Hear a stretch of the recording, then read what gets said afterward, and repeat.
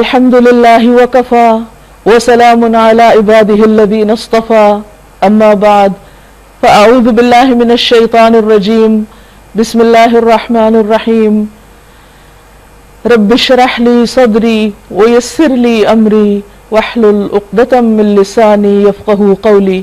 السلام علیکم ورحمۃ اللہ وبرکاتہ۔ ناظرین، فہم القرآن پروگرام کے سلسلے میں آج ہم انشاءاللہ 16ویں پارے کا مطالعہ کریں گے۔ قرآن مجید اللہ سبحانہ تعالیٰ کا کلام ہے اور اسے باقی تمام کلاموں پر اس طرح فضیلت حاصل ہے جس طرح خود رب العزت کو باقی ساری مخلوق پر فضیلت حاصل ہے۔ جو لوگ اس کلام کو اہمیت دیتے ہیں اپنی زندگی میں، جو اس کو پڑھتے ہیں، سیکھتے ہیں، سمجھتے ہیں اور اس کی خدمت کرتے ہیں، اللہ تعالیٰ دنیا اور آخرت میں ان کو عزت عطا فرمائے گا۔ احد کے دن جب بہت سے لوگ شہید ہو گئے تھے تو ہم دیکھتے ہیں کہ نبی صلی اللہ علیہ وسلم دو لوگوں کو ایک قبر میں جمع کر رہے تھے۔ اس موقع پر آپ لوگوں سے پوچھتے تھے جب ان کو دفنانے لگتے کہ ان میں سے کون زیادہ قرآن مجید جانتا ہے، تو جب ان میں سے ایک آدمی کی طرف اشارہ کیا جاتا تو آپ پہلے اس کو اٹھاتے اور قبر میں ڈالتے اور پھر دوسرے کو۔ گویا آپ لوگوں کو یہ سکھانا چاہ رہے تھے اپنے عملی رویے سے کہ کس طرح اہل القرآن کو دوسروں پر اہمیت ہے، فضیلت ہے۔ تو اللہ تعالیٰ سے دعا ہے کہ وہ ہمارے دلوں میں بھی قرآن پاک کی ایسی محبت پیدا کر دے کہ اس کی وجہ سے اللہ تعالیٰ ہمیں دنیا اور آخرت میں اپنے خاص بندوں میں شامل فرما لے۔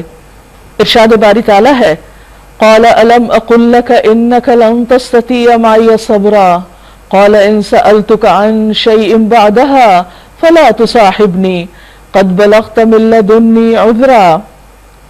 اس نے کہا، یعنی خضر علیہ السلام نے، میں نے تم سے کہا نہ تھا کہ تم میرے ساتھ صبر نہیں کر سکتے؟ موسیٰ علیہ السلام نے کہا، اس کے بعد اگر میں آپ سے کچھ پوچھوں تو آپ مجھے ساتھ نہ رکھیں، لیجئے اب تو میری طرف سے آپ کو عذر مل گیا۔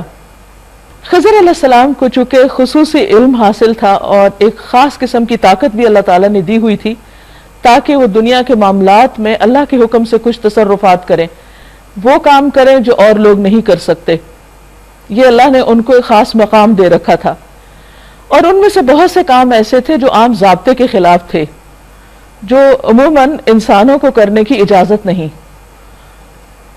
ہمیں جو دین ملا ہے، شریعت ملی ہے، اس کے اعتبار سے بہت سے کام ہمارے لیے درست نہیں، لیکن اللہ تعالیٰ کے خاص فرشتے یا خاص لشکر جن کو اللہ نے کائنات کے مختلف کاموں پر مامور کر رکھا ہے، ان کو اس کی اجازت ہے۔ مثلاً اگر ہم کسی کی جان لیں تو یہ قابل مواخذہ چیز ہے، لیکن اگر فرشتہ کسی کی جان آ کر لیتا ہے تو اس پر اس کی پوچھ نہیں، کیونکہ وہ اللہ کے اذن سے یہ کام کر رہا ہے۔ تو خضر علیہ السلام کو یہ معلوم تھا کہ وہ جس قسم کے کام کرنے والے ہیں وہ موسیٰ علیہ السلام دیکھ کر برداشت نہیں کر پائیں گے، تو انہوں نے پہلے سے ان کو وارن کر دیا کہ آپ صبر نہیں کر سکیں گے، اس لیے آپ میرے ساتھ نہیں رہ سکیں گے، زیادہ مجھ سے زیادہ نہیں سیکھ سکیں گے۔ تو اس پر انہوں نے عذر ظاہر کیا اور ایکسکیوز کیا، اور موسیٰ علیہ السلام نے عرض کیا کہ اب اس کے بعد میں ایسا نہیں کروں گا، اگر ایسا کروں تو بے شک پھر آپ مجھے اپنے ساتھ نہ رکھیں۔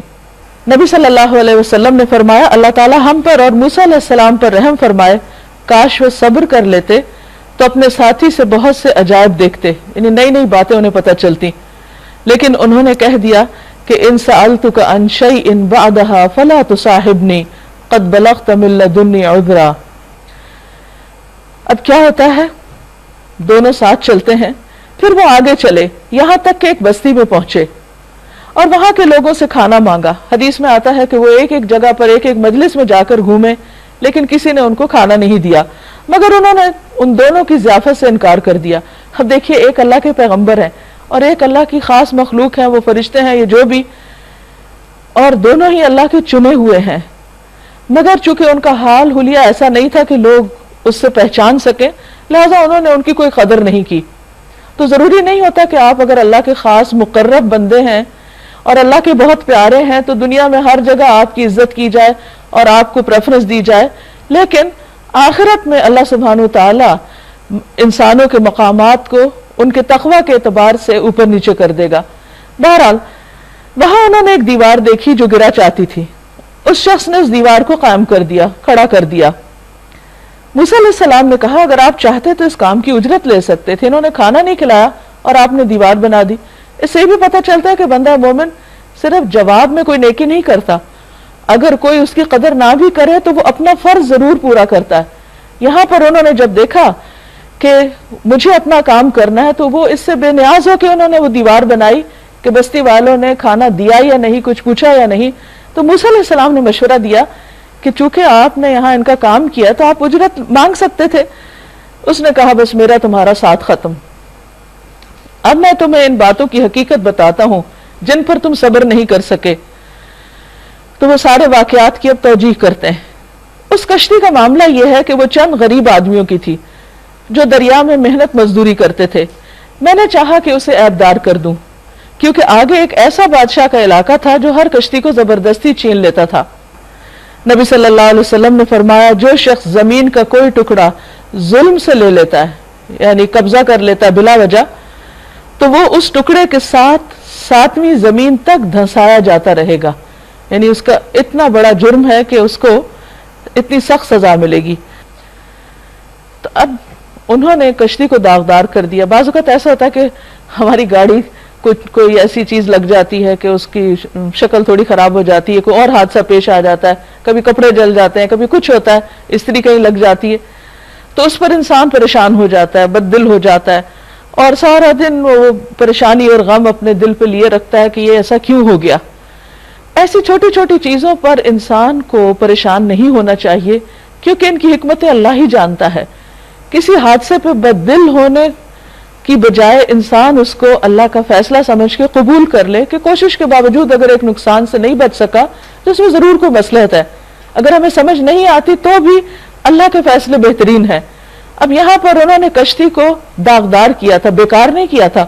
کس بنا پہ داغدار کیا تھا؟ تاکہ بادشاہ جو آگے آ رہا ہے, ظالم بادشاہ جو سب کی کشتیاں چھین رہا ہے, وہ اس کو اس کے اوپر نشان دیکھ کے اور اسے بظاہر بیکار دیکھ کے وہ اس کشتی کو چھینے گا نہیں اور اس طرح ان بچوں کا کاروبار چلتا رہے گا. رہا لڑکا تو اس کے والدین مومن تھے.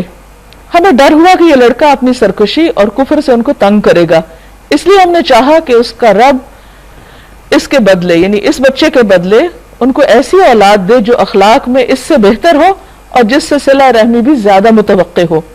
یہاں سے پتہ چلتا ہے کہ اللہ تعالیٰ اپنے بندوں کی کہاں کہاں کیسے مدد کرتا ہے. بعض اوقات کسی کا کوئی بچہ فوت ہو جاتا ہے تو انسان بہت دکھی ہوتا ہے, غمگین ہوتا ہے, لیکن اللہ کو زیادہ پتا ہے کہ وہ بچہ ہمارے لیے کتنے فائدے کا, یہ کتنے نقصان کا ہے. یہ ایک غیب کے پردے میں اللہ کی مدد ہوتی ہے, لیکن چونکہ ہماری عقل بہت لمیٹڈ ہے, ہم بہت آگے تک دیکھ نہیں سکتے, اس لیے بار بار اللہ کے فیصلوں پر ہم پریشان ہوتے ہیں یا اس پر ہم برہم ہوتے ہیں اور بعض اوقات ہم ناراض بھی ہو جاتے ہیں, جو کہ بندے کا کام نہیں. اسے ہمیشہ ان سب چیزوں سے ظاہر سے پار ہو کے دیکھنے کی ضرورت ہے کہ اللہ تعالیٰ نے یہ کام یا یہ مشکل یا یہ تکلیف جو میری زندگی میں وہ لایا ہے, اس کی کیا حکمت ہے. کیونکہ دراصل اللہ بندے کی بعض اوقات بھلائی چاہتا ہے اس تکلیف میں جو بندے کو ناپسند ہوتی ہے. رسول اللہ صلی اللہ علیہ وسلم نے فرمایا وہ لڑکا جسے خضر علیہ السلام نے قتل کیا وہ جب پیدا کیا گیا تو کافر ہی تھا. اس کے ماں باپ اس سے بڑی شفقت کرتے تھے, اگر وہ بالغ ہو جاتا تو ان کو سرکشی اور کفر کے اعتبار سے مغلوب کر دیتا.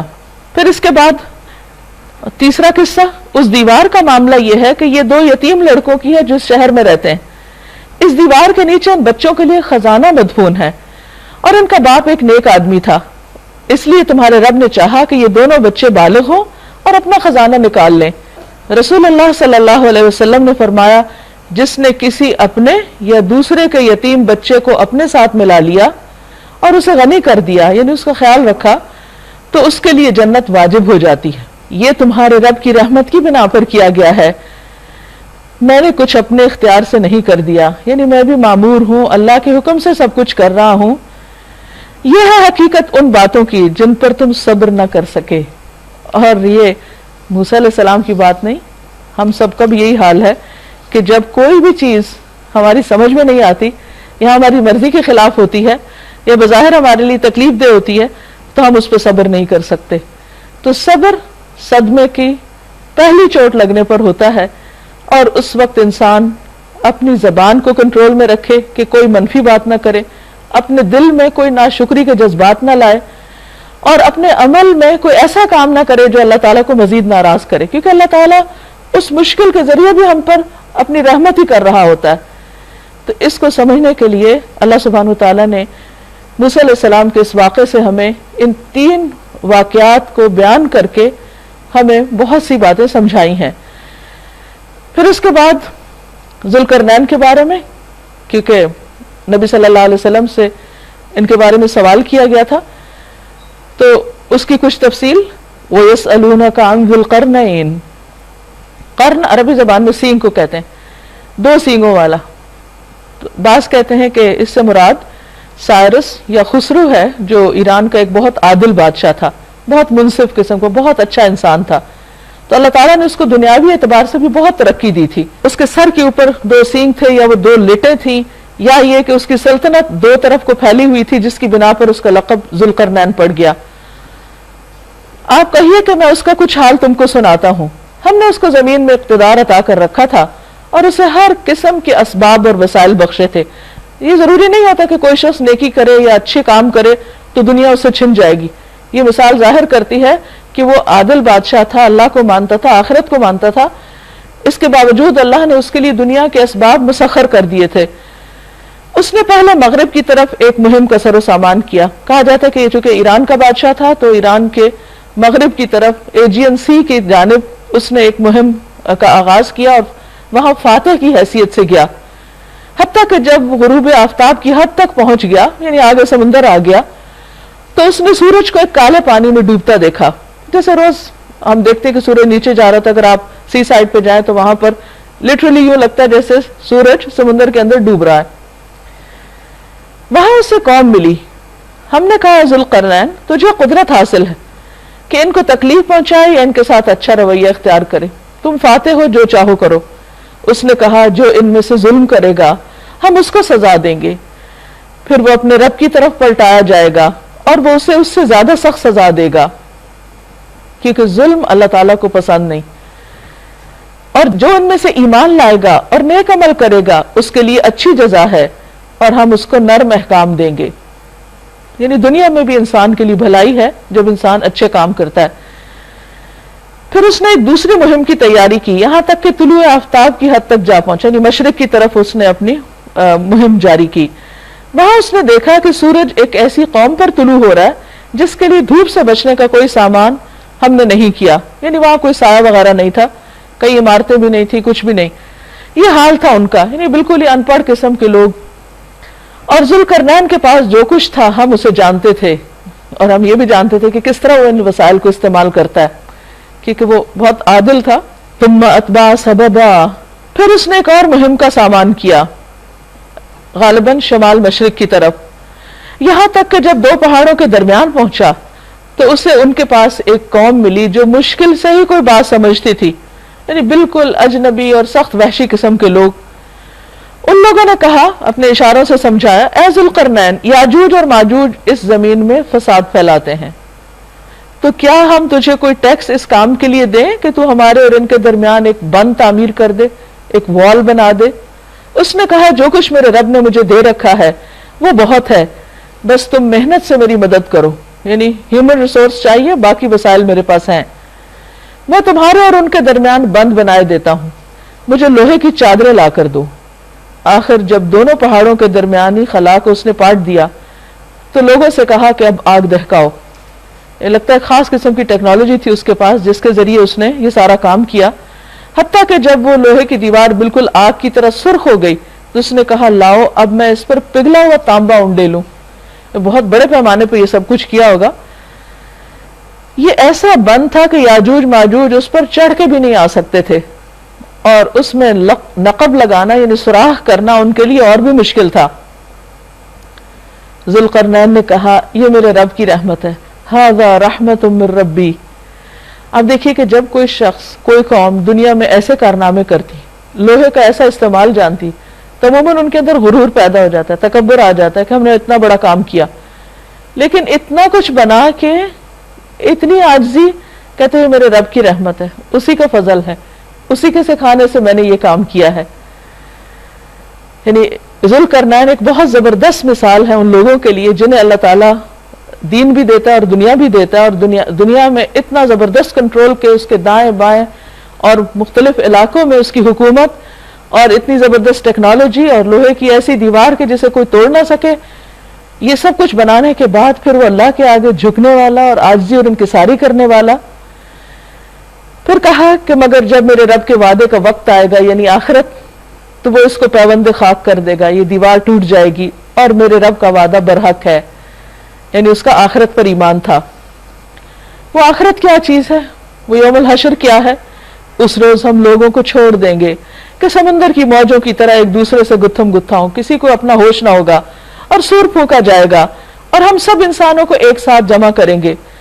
اور وہ دن ہوگا جب ہم جہنم کو کافروں کے سامنے لائیں گے، ان کے سامنے جو میری نصیحت کی طرف سے اندھے بنے ہوئے تھے، یعنی میری بات سننے کو تیار نہ تھے اور کچھ سننے کے لیے تیار ہی نہ تھے۔ وَكَانُوا لَا يَسْتَطِيعُونَ سَمْعًا۔ تو یہ یہاں بہت ڈرنے کی بات ہے کہ انسان کو کم از کم اللہ کی بات سن تو لینی چاہیے، کیونکہ جب انسان سنتا ہی نہیں تو اس کو پتہ کیسے چلے گا کہ کسی بھی چیز کی حقیقت کیا ہے۔ جو سنے بغیر ہی انکار کر دے وہ ایروگنس کی علامت ہوتی ہے۔ تو کیا یہ لوگ جنہوں نے کفر کا رویہ اختیار کیا یہ سمجھتے ہیں کہ مجھے چھوڑ کر میرے بندوں کو اپنا کارساز بنا لیں گے؟ یعنی اگر مجھے بھلا دیا، میری طرف رجوع نہیں کیا تو کون ان کے کام آئے گا؟ ہم نے ایسے کافروں کے لیے ضیافت کے طور پر جہنم تیار کر رکھی ہے۔ قُلْ هَلْ نُنَبِّئُكُمْ بِالْأَخْسَرِينَ أَعْمَالًا۔ آپ کہیے کیا میں تمہیں بتاؤں کہ اپنے اعمال کے اعتبار سے سب سے زیادہ ناکام اور نامراد کون لوگ ہیں؟ یعنی سب سے زیادہ خسارے میں کون ہے؟ الذین ضل سعیہم فی الحیات الدنیا۔ یہ وہ لوگ ہیں جن کی زندگی میں ساری کی ساری جد و جہد راستے سے ہٹی رہی، جن کی ساری کوششیں دنیا کی زندگی میں ہی گم ہو گئیں۔ وہم یحسبون انہم یحسنون صنعا، اور وہ سمجھتے ہیں کہ وہ بہت اچھے کام کر رہے ہیں، یعنی ان کے سامنے آخرت نہیں ہے اور نہ آخرت کے لیے کوئی کام کرتے ہیں، بلکہ ساری کوششیں، ساری ایفرٹ صرف دنیا کمانے میں لگی ہوئی ہے۔ دنیا کمانا بری بات نہیں، لیکن آخرت کو بھلا کر کمانا انسان کے لیے نقصان دہ ہے۔ اور وہ سمجھتے رہے کہ وہ سب کچھ ٹھیک کر رہے ہیں۔ یہ وہ لوگ ہیں جنہوں نے اپنے رب کی آیات کو ماننے سے انکار کیا اور اس کے حضور پیشی کا یقین نہ کیا، یعنی ان کے دل میں یہ ایمان ہی نہیں کہ انہوں نے رب کے حضور کھڑے ہونا جا کر۔ فَحَبِطَتْ أَعْمَالُهُمْ، تو ان کے سارے اعمال ضائع ہو گئے۔ فَلَا نُقِيمُ لَهُمْ يَوْمَ الْقِيَامَةِ وَزْنًا، قیامت کے روز ہم انہیں کوئی وزن نہ دیں گے، یعنی ان کی بڑی بڑی کوششیں بیکار ہوں گی۔ ایک طرف ذوالقرنین کی کوشش، اس کو اللہ سبحانہ وتعالیٰ اس طرح اپریشیٹ کر رہے ہیں، وہ بھی دنیا کے کام کر رہے تھے، اور دوسری طرف یہ لوگ کہ جو اللہ کو بھلا کر دنیا کے کام کریں، ان کا ایک طرح سے کمپیریزن بھی سامنے آ رہا ہے کہ ان کے لیے آخرت میں کچھ نہ ہوگا۔ ذَلِكَ جَزَاؤُهُمْ جَهَنَّمْ، یہ ان کی جزا یا بدلہ جہنم ہے، بِمَا كَفَرُوا، کیونکہ انہوں نے کفر کیا، انکار کیا، وَاتَّخَذُوا آيَاتِي وَرُسُلِي هُزُوًا، اور انہوں نے میری آیات اور میرے رسولوں کا مذاق اڑایا۔ ان الذین آمنوا وعملوا الصالحات، اس کے برعکس دوسرے لوگ جو ایمان لائیں اور جو نیک کام کریں، کانت لہم جنات الفردوس نزلا، ان کی میزبانی کے لیے فردوس کے باغات ہیں جس میں وہ ہمیشہ رہیں گے، خالدین فیہا لا یبغون عنہا حولا، اور کبھی اس جگہ سے نکل کر کہیں جانے کو ان کا دل نہ چاہے گا۔ کیونکہ بہت سے لوگ کہتے ہیں اچھا جنت میں ہمیشہ رہنا ہوگا، بور نہیں ہو جائیں گے؟ دنیا میں تو نہیں بور ہوئے ابھی تک، تو جنت میں کون بور ہوگا؟ تو یہ بھی جنت کا انڈائریکٹلی مذاق اڑانا ہوتا ہے، یہ اس کی ناقدری کرنا کہ لوگ اس کے بارے میں سوچے ہی نہیں۔ تو یہاں پر فرمایا کہ جن کو فردوس مل جائے گی وہ تو وہاں سے کہیں لمحے بھر کے لیے بھی ادھر ادھر نہیں جانا چاہیں گے، اتنا دل لگے گا وہاں ان کا۔ اے محمد صلی اللہ علیہ وسلم کہیے اگر سمندر میرے رب کی باتیں لکھنے کے لیے روشنائی بن جائے، انک بن جائے، تو وہ ختم ہو جائے۔ اور ایک اور جگہ پر آتا ہے اتنے 7 سمندر ہم اور شامل کر دیں تو رب کی باتیں نہ ختم ہوں، مگر میرے رب کی باتیں ختم نہ ہوں، بلکہ اتنی ہی روشنائی ہم اور لے آئیں تو وہ بھی کافی نہ ہو۔ اے محمد صلی اللہ علیہ وسلم آپ کہیے کہ میں تو ایک انسان ہوں تم ہی جیسا، میری طرف وحی کی جاتی ہے کہ تمہارا خدا بس ایک ہی خدا ہے، پس جو کوئی اپنے رب کی ملاقات کا امیدوار ہو، فمن کان یرجو لقاء ربہ فلیعمل عملا صالحا، اسے چاہیے کہ نیک عمل کرے۔ جس کو یہ یقین ہے کہ اللہ کے سامنے جا کے کھڑے ہونا ہے، اسے پھر تیاری کر لینی چاہیے. اور تیاری کس چیز کی ہے؟ اچھے کاموں سے. اور صرف نیک کام نہیں کافی بلکہ وَلَا يُشْرِكْ بِعِبَادَةِ رَبِّهِ أَحَدًا، اپنے رب کی عبادت میں کسی اور کو شریک نہ کرے، یعنی شرک سے بچے. سورۃ مریم. بسم اللہ الرحمن الرحیم. شروع اللہ کے نام سے جو بے انتہا مہربان نہایت رحم فرمانے والا ہے. کاف ہا یا عین صاد. کاف ہا یا عین صاد. ذکر رحمت ربک عبدہ زکریا، ذکر ہے اس رحمت کا جو تیرے رب نے اپنے بندے زکریا پر کی علیہ السلام، جبکہ اس نے اپنے رب کو چپ کے پکارا. یہ دعاؤں کا اثر تھا، اللہ سے راز و نیاز کا، اللہ سے سرگوشیوں کا. اس نے عرض کیا، اے پروردگار میری ہڈیاں تک گھل گئی ہیں، سر بڑھاپے سے بھڑک اٹھا ہے. اے پروردگار میں کبھی تجھ سے مانگ کر نامراد نہیں رہا. مجھے اپنے پیچھے اپنے بھائی بندوں کی برائیوں کا خوف ہے کہ ان کا کیا بنے گا، ان کو کون دیکھے گا. اور میری بیوی بانجھ ہے، تو مجھے اپنے فضل خاص سے ایک وارث عطا کر دے جو میرا وارث بھی ہو اور آل یعقوب کی میراث بھی پائے، یعنی نبوت کا یہ سلسلہ ہمارے خاندان میں چلتا رہے. اور اے پروردگار اس کو ایک پسندیدہ انسان بنا. جواب دیا گیا، اے زکریا ہم تجھے ایک لڑکے کی بشارت دیتے ہیں جس کا نام یحییٰ ہوگا. اللہ تعالیٰ نے نام بھی خود ہی رکھ دیا. اس طرح دعا سنی، ہم نے اس نام کا کوئی آدمی اس سے پہلے پیدا نہیں کیا. بالکل اچھوتا انوکھا نام. ہر ماں باپ کی خواہش ہوتی ہے کہ ان کے بچے کا وہ نام ہو جو کسی اور کا نہ ہو. عرض کیا، پروردگار بھلا میرے ہاں کیسے بیٹا ہوگا جبکہ میری بیوی بانجھ ہے اور میں بوڑھا ہو کر سوکھ چکا ہوں. جواب ملا، ایسا ہی ہوگا. تیرا رب فرماتا ہے کہ یہ تو میرے لیے ایک ذرا سی بات ہے. آخر اس سے پہلے میں تجھے پیدا کر چکا ہوں جبکہ تو کوئی چیز نہ تھا. اگر تجھے پیدا کیا تو تیرا بیٹا بھی پیدا کر سکتا ہوں. اللہ کی قدرت اور اللہ کی طاقت نظر آتی ہے کہ وہ اسباب کا محتاج نہیں اور وہ جب جو چاہے کر سکتا ہے. اصل بات یہ ہے کہ ہم اپنی دعاؤں کو دیکھیں کہ ان میں کتنا یقین ہے، ان میں کتنی سچائی ہے. زکریا علیہ السلام نے کہا، پروردگار میرے لیے کوئی نشانی مقرر کر دے. ری ایشورنس چاہتے تھے کہ یقین کی بات. فرمایا تیرے لیے نشانی یہ ہے کہ تو 3 دن مسلسل لوگوں سے بات نہ کر سکے گا. چنانچہ وہ محراب سے نکل کر اپنی قوم کے سامنے آئے اور اشارے سے ان کو ہدایت کی کہ صبح و شام تسبیح کرو. یعنی جو واعظ ان کو دیتے تھے یا تعلیم دیتے تھے وہ سارا سلسلہ ختم کر کے 3 دن تک خود بھی ذکر کرتے رہے اور ان کو بھی اشارے سے سمجھایا کہ اللہ کا شکر اور ذکر کرو. اور یہ حقیقت ہے کہ اللہ تعالیٰ بندے کو جب کوئی نعمت عطا کرے تو اس پر بندے کے لیے لازم ہے کہ وہ شکر کرے، اور زبان سے شکر ذکر کی صورت میں ہوتا ہے. یا یحییٰ، اب یحییٰ علیہ السلام پیدا ہو گئے. بہت ڈیٹیلز قرآن کے قصوں میں نہیں ہوتی، ایک بیچ میں لمبا عرصہ ہے کہ یحییٰ علیہ السلام پیدا ہوئے، بڑے ہوئے، سمجھدار ہوئے تو اللہ تعالیٰ ان سے مخاطب ہے براہ راست کہ جس مقصد کے لیے ان کو پیدا کیا گیا تھا وہ ان کو سونپا جا رہا ہے. یا یحییٰ، اے یحییٰ خذ الکتاب بقوہ، کتاب الہی کو مضبوطی سے پکڑ لو. وآتیناہ الحکم صبیا، ہم نے اسے بچپن میں ہی حکم سے نوازا، یعنی قوت فیصلہ، قوت اجتہاد، دین کی سمجھ اور ڈیسیژن پاور.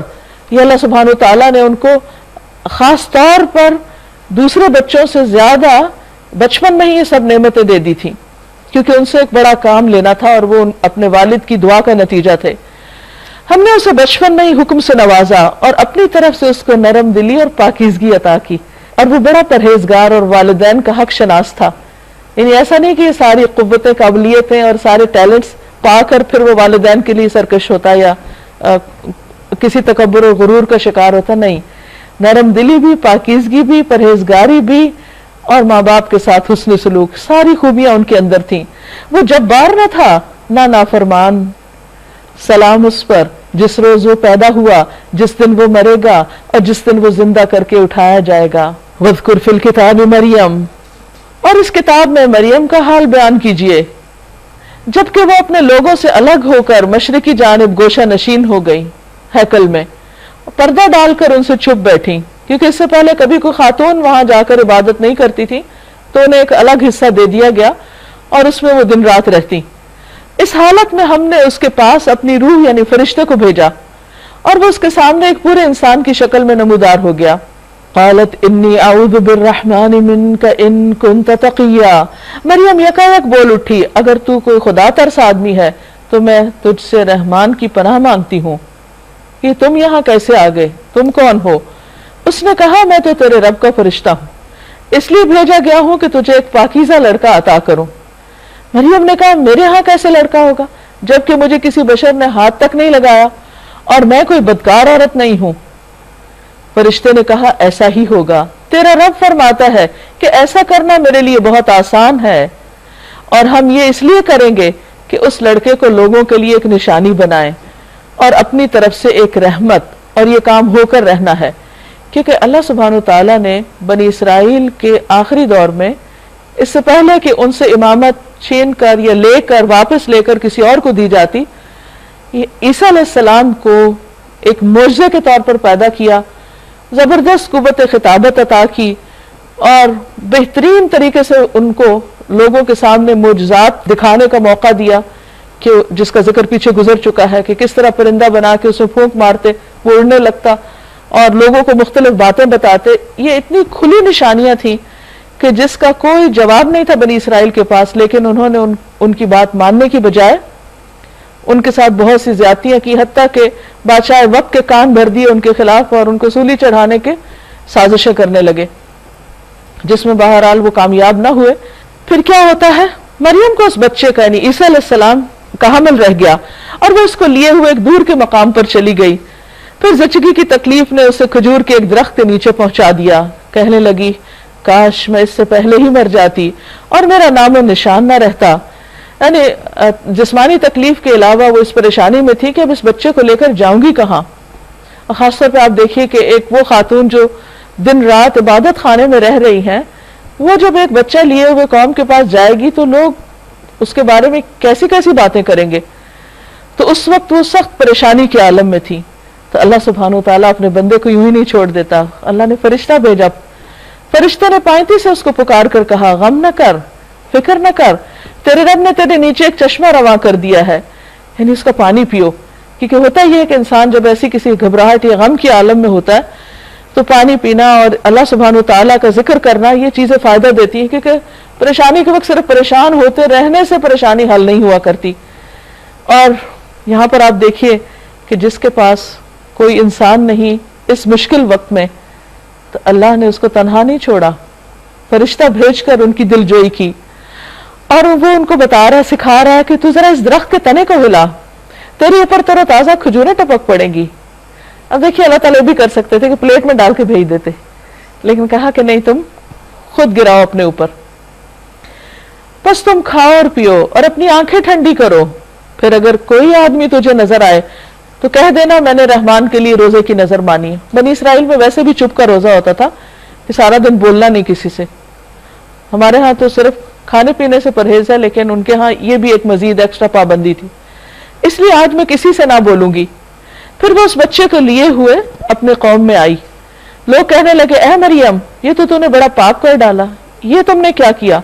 اے ہارون کی بہن، خطاب کا ایک انداز ہے، یعنی ان کا نام نہیں لیا بلکہ ایک ایسے انسان کے نام سے ان کو منسوب کیا کہ تم کس خاندان کی بچی ہو، سوچو تم نے کیا کیا۔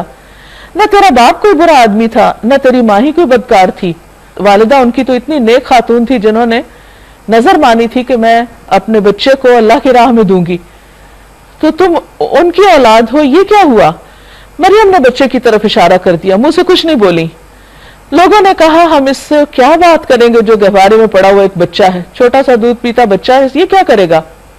قال انی عبداللہ، بچہ بول اٹھا، بولا میں اللہ کا بندہ ہوں، آتانی الکتاب وجعلنی نبیا، اس نے مجھے کتاب دی اور نبی بنایا، وجعلنی مبارکن اینما کنت، اور بابرکت کیا جہاں بھی میں رہوں، جہاں بھی جاؤں برکتیں ہی برکتیں، وأوصانی بالصلاة والزکاة ما دمت حیا، اور نماز اور زکوٰۃ کی پابندی کا حکم دیا جب تک میں زندہ رہوں، اور اپنی والدہ کا حق ادا کرنے والا بنائے. یہاں پر آپ دیکھیے کہ دونوں چیزیں ساتھ ساتھ چل رہی. جب یحییٰ علیہ السلام کا ذکر ہوا تو وہاں بھی یہی ہے, یہاں بھی. تو اس سے یہ پتہ چلتا ہے کہ اللہ کی عبادت کے ساتھ ساتھ انسانوں میں سے والدین کا حق سب سے بڑا ہے. یہاں ہم دیکھتے ہیں کہ عیسیٰ علیہ السلام جو پنگھوڑے میں بول رہے ہیں تو والدہ پر احسان کا ذکر کر رہے ہیں, والد کا نہیں, کیونکہ ان کے والد تو تھے نہیں, وہ تو اللہ کے کلمہ کن سے پیدا ہوئے تھے. اور مجھ کو جبار اور شقی یعنی بدبخت نہیں بنایا, سلام ہے مجھ پر جبکہ میں پیدا ہوا, جبکہ میں مروں اور جبکہ زندہ کر کے اٹھایا جاؤں. تو یحییٰ علیہ السلام کی طرح عیسیٰ علیہ السلام پر بھی اللہ تعالیٰ نے ان کی ولادت کے ساتھ ہی بہت برکتیں نازل کی. اور یہ ایک حقیقت ہے کہ بعض بچے اپنے خاندانوں کے لیے بہت ہی بابرکت ثابت ہوتے ہیں, اور خصوصاً جب وہ اپنے والدین کی دعائیں ہوں. اور اسی لیے بچوں کی تربیت جو ہے وہ پیدا ہونے کے بعد نہیں شروع ہوتی, وہ پیدائش سے پہلے ہی شروع ہو جاتی. اور انسان پہلے پلان کرتا ہے کہ بچے کو کیا تعلیم دی جائے گی, کس طرح اس کی تربیت کی جائے گی, اور پھر صرف اپنی کوششیں نہیں بلکہ اللہ تعالیٰ سے دعائیں بھی کی جاتی ہیں. حضرت زکریا علیہ السلام نے دعا کی تھی کہ رب ہب لی من لدنک ذریۃ طیبہ, اللہ مجھے اپنے پاس سے پاکیزہ اولاد عطا کر. صرف اولاد نہیں مانگی, پاکیزہ اولاد مانگی. اسی طرح باقی والدین کو بھی یہی کرنا چاہیے کہ وہ اس وقت سے فکر کریں, کیونکہ بچے جب پیدا ہو جاتے ہیں اور پھر ان پر مختلف لوگوں کے اثرات شروع ہو جاتے ہیں, خاندان کے اندر بھی, خاندان سے باہر بھی, پھر تعلیم میں بھی, پھر اور دنیا بھر کا ایکسپوجر, تو پھر والدین کی اپنی کوششوں کا حصہ بہت کم رہ جاتا ہے. تو جتنا ارلی سٹارٹ کرے انسان اتنا ہی بہتر ہے. فرمایا ذالک عیسی ابن مریم, یہ ہے عیسی ابن مریم, اور یہ ہے اس کے بارے میں وہ سچی بات جس میں لوگ شک کر رہے ہیں. اللہ کا یہ کام نہیں کہ وہ کسی کو بیٹا بنائے, وہ پاک ذات ہے, وہ جب کسی بات کا فیصلہ کرتا ہے تو کہتا ہے کہ ہو جا, اور بس وہ ہو جاتی ہے. اور عیسیٰ علیہ السلام نے کہا تھا اللہ میرا رب بھی ہے اور تمہارا رب بھی, بس تم اس کی بندگی کرو, یہی سیدھی راہ ہے. یعنی عیسیٰ علیہ السلام نے کبھی بھی یہ نہیں کہا کہ لوگوں میری عبادت کرو یا میں تمہارا خدا ہوں, ہرگز نہیں. مگر پھر مختلف گروہ باہم اختلاف کرنے لگے. سو جن لوگوں نے کفر کیا ان کے لیے وہ وقت بڑی تباہی کا ہوگا جبکہ وہ ایک بڑا دن دیکھیں گے جب وہ ہمارے سامنے حاضر ہوں گے. اس روز تو ان کے کان بھی خوب سن رہے ہوں گے اور ان کی آنکھیں بھی خوب دیکھتی ہوں گی. یعنی آج جن کانوں اور آنکھوں پہ پردہ پڑا ہوا وہ ہٹ جائے گا, مگر آج یہ ظالم کھلی گمراہی میں مبتلا ہے. اے محمد صلی اللہ علیہ وسلم, اس حالت میں جبکہ یہ لوگ غافل ہیں اور ایمان نہیں لا رہے, انہیں اس دن سے ڈراؤ جبکہ فیصلہ کر دیا جائے گا اور پچھتاوے کے سوا کوئی چارہ نہ ہوگا. آخر کار ہم ہی زمین اور اس کی ساری چیزوں کے وارث ہوں گے, یعنی سارے معاملات اللہ کے ہاتھ میں ہوں گے اور سب ہماری طرف ہی پلٹائے جائیں گے. وَاذْكُرْ فِي الْكِتَابِ ابراہیم, اور اس کتاب میں ابراہیم علیہ السلام کا قصہ بیان کیجئے. انہو کان صدیقا نبیا, بے شک وہ ایک سچے انسان اور نبی تھے. انہیں ذرا اس موقع کی یاد دلاؤ جبکہ انہوں نے اپنے والد سے کہا ابا جان آپ کیوں ان چیزوں کی عبادت کرتے ہیں جو نہ سنتی ہیں نہ دیکھتی ہیں اور نہ آپ کا کوئی کام بنا سکتی ہیں. یعنی کس اچھے طریقے سے اپنے والد کو سمجھانے کی کوشش کر رہے ہیں. اور آپ دیکھیں عربی میں جو الفاظ ہیں یا ابتی, اے میرے ابا جان, یعنی بہت پیار سے بات کر رہے ہیں. عام طور پہ یہ ہوتا ہے کہ بچے اگر کچھ دین جان لیں یا ان کو کوئی سمجھ آ جائے تو والدین اگر اپنے پرانے طریقے پر ہوں تو بعض اوقات بچے بڑی بدتمیزی سے بات شروع کر دیتے ہیں اور ان کے ساتھ سختی کا رویہ اختیار کر لیتے ہیں. تو اس سے بچنا چاہیے. پیغمبروں کے طریقے پہ ہمیں ایسی کوئی چیز نظر نہیں آتی, بلکہ ہر پیغمبر کی جو خوبی بیان کی جا رہی ہے وہ کیا ہے کہ وہ نرم کلام تھے, ان کے اندر وہ جبار نہ تھے اور سخت مزاج نہ تھے. تو جب تک دین کے ساتھ نرمی شامل نہیں ہوگی بات نہیں بنے گی. تو یہ ہم سب کو اچھی طرح سمجھ لینا چاہیے. ہم دنیا کی جب کسی کو کوئی بات بتانی ہوتی ہے تو ہم اچھے سے اچھے طریقے سے بتاتے ہیں. ایسا کیوں ہوتا ہے کہ جب اللہ تعالیٰ کی بات کرتے ہیں, اللہ کی طرف لوگوں کو بلاتے ہیں تو ہمارے مزاج میں سختی آ جاتی ہے اور پھر اس سختی کی وجہ سے ہم لوگوں کو دین سے بھگا دیتے ہیں. تو انہوں نے اپنے والد سے کہا کہ آپ کیوں ایسا کرتے ہیں. اور یہ سوال کا انداز جو ہے یہ بہت ہی اچھا ہے کیونکہ دوسرے کو سوچنے پہ مجبور کرتا ہے. اس سے انسان دوسرے کے ضمیر کو جگاتا ہے, اس کی انا کو نہیں. جب آپ لٹ مار کے ایک صرف حکم جاری کر دیتے ہیں تو اس سے کیا نقصان ہوتا ہے کہ دوسرا شخص ڈیفینسو ہو جاتا ہے، لیکن جب آپ کوشچن کرتے ہیں، سوچنے کے لیے دوسرے کو کہتے ہیں، تو وہ پھر غور بھی کرتا ہے، اور اگر اس کے اندر تھوڑی سی بھی خیر ہو تو وہ ہدایت کی طرف آ جاتا ہے۔ ابا جان، میرے پاس ایک ایسا علم آیا ہے جو آپ کے پاس نہیں آیا۔ اب نیکسٹ سٹیپ لیتے ہیں کہ میں یہ باتیں اپنے دل سے نہیں کر رہا، کسی علم کی وجہ سے کر رہا ہوں۔ آپ میرے پیچھے چلے، میں آپ کو سیدھا رستہ بتاؤں گا، آپ مجھے فالو کریں۔ ابا جان، آپ شیطان کی بندگی نہ کریں، شیطان تو رحمان کا نافرمان ہے۔ کتنی خوبصورت بات ہے کہ کیوں نہ کریں، کیونکہ وہ رحمان کی بات نہیں مانتا، تو جو اس کی نہیں مانتا ہم اس کی کیوں مانیں۔ ابا جان، مجھے ڈر ہے کہ آپ کہیں رحمان کے عذاب میں مبتلا نہ ہو جائیں۔ اب آپ دیکھیے کہ انہوں نے یہاں سے نہیں بات شروع کی کہ رحمان کے عذاب میں پڑ جائیں گے اگر آپ یہ نہیں کریں گے، یعنی ایک ایک سٹیپ آپ دیکھیے کہ کتنی حکمت والا ہے۔ اور شیطان کے ساتھی نہ بن کر رہیں۔ باپ نے کہا، ابراہیم، کیا تو میرے معبودوں سے پھر گیا؟ تو جو اللہ کی باتیں کرنے لگ گیا تو یہ کیا ہو گیا؟ اگر تو باز نہ آیا تو میں تجھے سنسار کر دوں گا، پتھر مار کے ہلاک کر دوں گا۔ اب آپ دیکھیں ابراہیم علیہ السلام کا انداز اور باپ کا انداز، دونوں کے اخلاق میں کتنا فرق ہے، اور یہی ایک دین والے شخص کا اخلاق ہونا چاہیے جو ابراہیم علیہ السلام کا تھا، دین کی بات کرتے ہوئے، تبلیغ کرتے ہوئے۔ اور کہنے لگا، بس تو ہمیشہ کے لیے مجھ سے الگ ہو جا۔ ابراہیم علیہ السلام نے کہا، سلام ہے آپ کو۔ آپ دیکھیے کہ ہمبلنس کی انتہا ہے۔ باپ کہہ رہا ہے مار دوں گا تجھے، نکل جائے یہاں سے، وہ کہتے ہیں سلامتی ہو آپ پر، میں اپنے رب سے دعا کروں گا، یعنی مایوس نہیں ہوئے، میں اپنے رب سے دعا کروں گا کہ وہ آپ کو معاف کر دے۔ یعنی اس درجے کی خیر خواہی کہ انسان پتھر کھا کے بھی، گالیاں کھا کے بھی بد مزہ نہ ہو اور لوگوں کے ساتھ بھلائی کرتا رہے۔ میرا رب مجھ پر بڑا مہربان ہے، میں آپ لوگوں کو بھی چھوڑتا ہوں اور ان ہستیوں کو بھی جنہیں آپ لوگ خدا کو چھوڑ کر پکارا کرتے ہیں، میں تو اپنے رب ہی کو پکاروں گا، امید ہے کہ میں اپنے رب کو پکار کے نامراد نہ رہوں گا۔ پھر کیا ہوا؟ پس وہ ان لوگوں سے اور ان کے معبودوں سے جدا ہو گیا، تو ہم نے اس کو اسحاق اور یعقوب جیسی اولاد دی اور ہر ایک کو نبی بنایا اور ان کو اپنی رحمت سے نوازا اور ان کو سچی ناموری عطا کی۔ یعنی باپ نے اگر یہ سلوک کیا تو پھر محرومیاں نہیں تھیں، اللہ تعالیٰ نے اچھی اولاد کی شکل میں کمپنسیٹ کر دیا۔ وَاذْكُرْ فِي الْكِتَابِ مُوسَىٰ، اور ذکر کیجئے اس کتاب میں موسیٰ علیہ السلام کا، إِنَّهُ كَانَ مُخْلَصًا، وہ ایک چنے ہوئے انسان تھے، وَكَانَ رَسُولًا نَبِيًّا، اور ایک رسول نبی تھے، یعنی رسول بھی تھے نبی بھی تھے۔ وَنَادَيْنَاهُ مِنْ جَانِبِ الطُّورِ الْأَيْمَنِ وَقَرَّبْنَاهُ نَجِيًّا، ہم نے اس کو طور کی دائیں جانب سے پکارا اور راز کی گفتگو سے اس کو تقرب عطا کیا، یعنی خاص خصوصیت کے ساتھ ان کی ایک فضیلت ہے کہ ان سے باتیں کی، اور اپنی مہربانی سے اس کے بھائی ہارون کو نبی بنا کر اسے مددگار کے طور پر دیا۔ اللہ تعالیٰ اپنے احسانات یاد کرا رہے ہیں جو موسیٰ علیہ السلام پر فرمائے۔ وَاذْكُرْ فِي الْكِتَابِ اسماعیل، اور اس کتاب میں اسماعیل علیہ السلام کا ذکر کرو، إِنَّهُ كَانَ صَادِقَ الْوَعْدِ وَكَانَ رَسُولًا نَبِيًّا، وہ وعدے کا سچا اور رسول نبی تھا۔ ہم دیکھ رہے ہیں کہ تقریباً ہر پارے میں وعدے اور عہد کی بات آ رہی ہے، اور یہ خوبیوں کی بنیاد ہے، یعنی کہ ایک مومن کے لیے اس کے اخلاق میں ایک خاص خوبی ہے کہ وہ اپنی کمٹمنٹس نبھائے۔ وہ اپنے گھر والوں کو نماز اور زکوٰۃ کا حکم دیتے تھے۔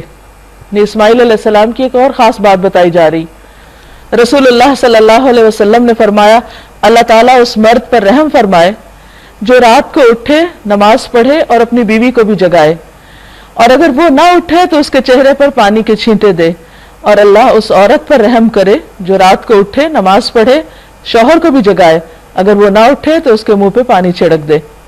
کان عند ربہ مرضیہ، اور اپنے رب کے نزدیک ایک پسندیدہ انسان تھے۔ اس سے بڑی کوئی چیز انسان کے لیے دنیا میں کوئی بڑی خوشخبری نہیں ہو سکتی کہ کسی کو یہ پتا چل جائے کہ اس کا رب اس سے راضی اور خوش ہے۔ وَاذْكُرْ فِي الْكِتَابِ إِدْرِيسَ، اور اس کتاب میں ادریس علیہ السلام کا ذکر کرو۔ بعض روایات میں آتا ہے کہ نوح علیہ السلام سے بھی پہلے دنیا میں آئے تھے۔ إِنَّهُ كَانَ صِدِّيقًا نَبِيًّا، وہ ایک سچے راست باز اور نبی تھے۔ وَرَفَعْنَاهُ مَكَانًا عَلِيًّا، اور ہم نے انہیں بلند مقام پر اٹھایا تھا، یعنی اپنی خوبیوں کی وجہ سے بلند رتبہ پایا۔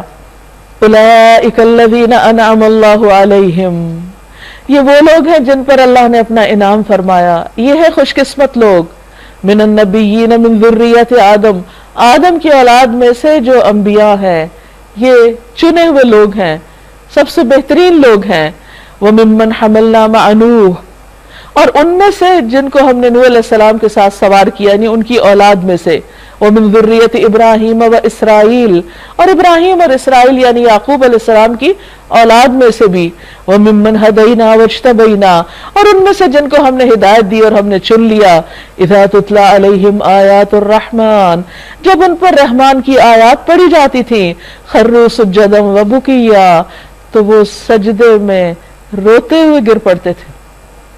یہ ان کی خاص خوبی تھی کہ اللہ کے کلام کے آگے ان کے دل اتنے نرم تھے، یہ ان کے دلوں کا حال تھا۔ آج ہم بھی اللہ کے کلام کو پڑھتے ہیں، تلاوت بھی کرتے ہیں، سنتے بھی ہیں، کہ ہمارے دلوں پر یہ اثر نہیں ہوتا۔ تو جن کے ان لوگوں کو اللہ نے چنا کس بنا پر، جیسے کہ ایک حدیث میں آتا ہے کہ اللہ سبحانہ وتعالیٰ نے جب آدم علیہ السلام کی اولاد کے دل دیکھے تو سب سے بہترین دل محمد صلی اللہ علیہ وسلم کا پایا، تو انہیں اپنے کام کے لیے چن لیا۔ تو اسی طرح اللہ تعالیٰ کسی کی شکل نہیں دیکھتا، کسی کا مال نہیں دیکھتا، وہ اس کا دل دیکھتا ہے، کیونکہ وہ دوسروں کو نظر نہیں آتا مگر اللہ کو نظر آتا ہے۔ تو وہ دیکھتا ہے کہ اس کے اندر کتنی خیر اور خوبی ہے، کتنی بھلائی ہے، وہ اندر سے انسان کتنا سچا ہے، اپنی نیت کا کتنا کھرا ہے، اور جب انسان کے اندر یہ اخلاص ہوتا ہے تو اللہ تعالیٰ اس کو مزید بھلائیوں سے نوازتے ہیں، صرف دنیا میں نہیں، اس کی زندگی میں، اس میں بھی، لیکن اس کے مرنے کے بعد بھی وہ سلسلے جاری رہتے ہیں۔ جیسے ابراہیم علیہ السلام کے ہم دیکھتے ہیں کہ کس طرح نسلوں میں ان کی خیر جاری ہو گئی۔ یہاں پر سجدہ ہے، فخلف من بعدهم خلف اضاعوا الصلاة واتبعوا الشهوات فسوف يلقون غیا، پھر ان کے بعد وہ ناخلف لوگ ان کے جانشین ہوئے، یعنی ان پیغمبروں کی اولادوں میں سے بھی بعض جنہوں نے نماز کو ضائع کر دیا اور خواہشات نفس کی پیروی کی، بس قریب ہے کہ وہ گمراہی کے انجام سے دوچار ہوں۔ کیونکہ نبی صلی اللہ علیہ وسلم نے بھی ایک پیشن گوئی کی تھی کہ میرے 60 سال کے بعد ایسے لوگ آئیں گے جو اپنی خواہشات کے پیچھے لگ جائیں گے اور نمازوں کو ضائع کر دیں گے، اس کی ان کے نزدیک اہمیت نہیں رہے گی، اور پھر ان کا انجام بھی بتا دیا، الا من تاب وآمن وعمل صالحا، مگر جو توبہ کر لے، یعنی پچھلی زندگی میں جو غلطیاں ہوئیں سو ہوئیں، آئندہ کے لیے پلٹ آئیں، وآمن، ایمان لے آئیں، کیونکہ جب انسان نماز نہیں پڑھتا تو ایمان میں بھی خلل ہو جاتا ہے، وعمل صالحا، اور نیک کام کرنے لگے، نہیں باقی نیک کام بھی اچھے ہیں لیکن نماز ٹاپ آف دا لسٹ، فَأُولَٰئِكَ يَدْخُلُونَ الْجَنَّةَ وَلَا يُظْلَمُونَ شَيْئًا، ایسے لوگ جنت میں داخل ہوں گے اور ان کے حق میں ذرا برابر بھی حق تلفی نہ ہوگی، ان پہ ظلم نہیں کیا جائے گا، ان کے نیک اعمال کا پورا پورا بدلہ ان کو دے دیا جائے گا۔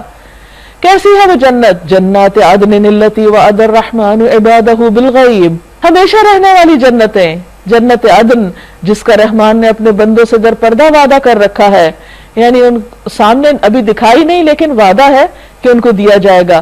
انہ کان وعدہ مأتیا، اس کا وعدہ پورا ہو کر رہنا ہے، یقیناً پورا ہوگا۔ اگر اللہ اپنے بندوں سے وعدے پورے کرنے کا بار بار حکم دیتا ہے تو یہ کیسے ہو سکتا ہے کہ وہ خود وعدہ کی خلاف ورزی کرے؟ کیسی ہے وہ جنت؟ لا يسمعون فیہا لغوا الا سلاما، وہاں وہ کسی قسم کی کوئی لغو بےہودہ بات نہ سنیں گے، یعنی ان کے کانوں کو بھی قرار آ جائے گا۔ دنیا میں آپ دیکھیں آپ کے پاس ساری نعمتیں ہوں، لیکن اگر آپ کا کسی بد اخلاق شخص سے واسطہ ہو اور وہ اس کی زبان اچھی نہ ہو تو چھوٹی چھوٹی باتیں آپ کو تکلیف میں مبتلا رکھیں، حتیٰ کہ آپ اپنی زندگی کی ساری نعمتیں بھول جاتے ہیں صرف دوسرے شخص کی بد زبانی کی وجہ سے۔ تو یہ ایک بہت ہی پینفل چیز ہوتی ہے کہ انسان ایسے لوگوں میں ہو کہ جو زبان کے اچھے نہ ہوں۔ وہاں پر کیا ہے کہ جنت میں دور دور کوئی ایسا شخص نہیں ہوگا کہ جو اپنی زبان سے کسی کو تکلیف دے یا ان کو کوئی ایسی بات سننی پڑے جو ان کے دل دماغ کے اوپر ایک پریشانی کا باعث ہو۔ الا سلاما، مگر سلامتی، پیس، امن۔ وَلَهُمْ رِزْقُهُمْ فِيهَا بُكْرَةً وَعَشِيًّا، اور ان کے لیے ان کا رزق صبح اور شام ہوگا، اور اس کے علاوہ بھی جب وہ چاہیں۔ تِلْكَ الْجَنَّةُ الَّتِي نُورِثُ مِنْ عِبَادِنَا مَنْ كَانَ تَقِيًّا، یہ ہے وہ جنت جس کا وارث ہم اپنے بندوں میں سے اس کو بنائیں گے جس نے تقوی اختیار کیا، جو اللہ سے ڈرتا رہا۔ اے محمد صلی اللہ علیہ وسلم ہم آپ کے رب کے حکم کے بغیر نہیں اترا کرتے. آپ صلی اللہ علیہ وسلم کا دل چاہتا تھا کہ جبریل بار بار آئے، اور آپ نے ان سے پوچھا تو انہوں نے کہا کہ جب اللہ کا حکم ہوتا ہے، اذن ہوتا ہے، جب ہم آتے ہیں.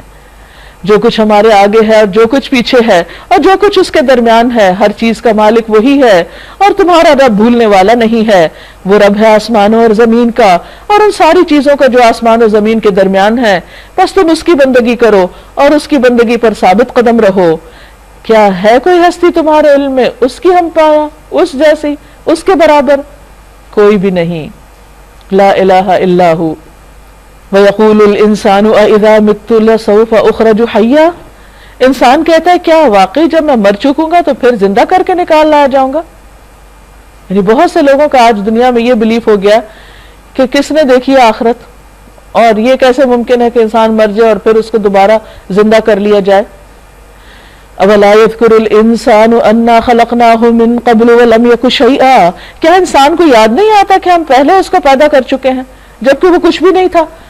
تو جو رب ایک بار پیدا کر سکتا ہے، عدم سے وجود میں لا سکتا ہے، تو وہ دوبارہ کیوں نہیں پیدا کر سکتا؟ اس میں کیا مشکل ہے؟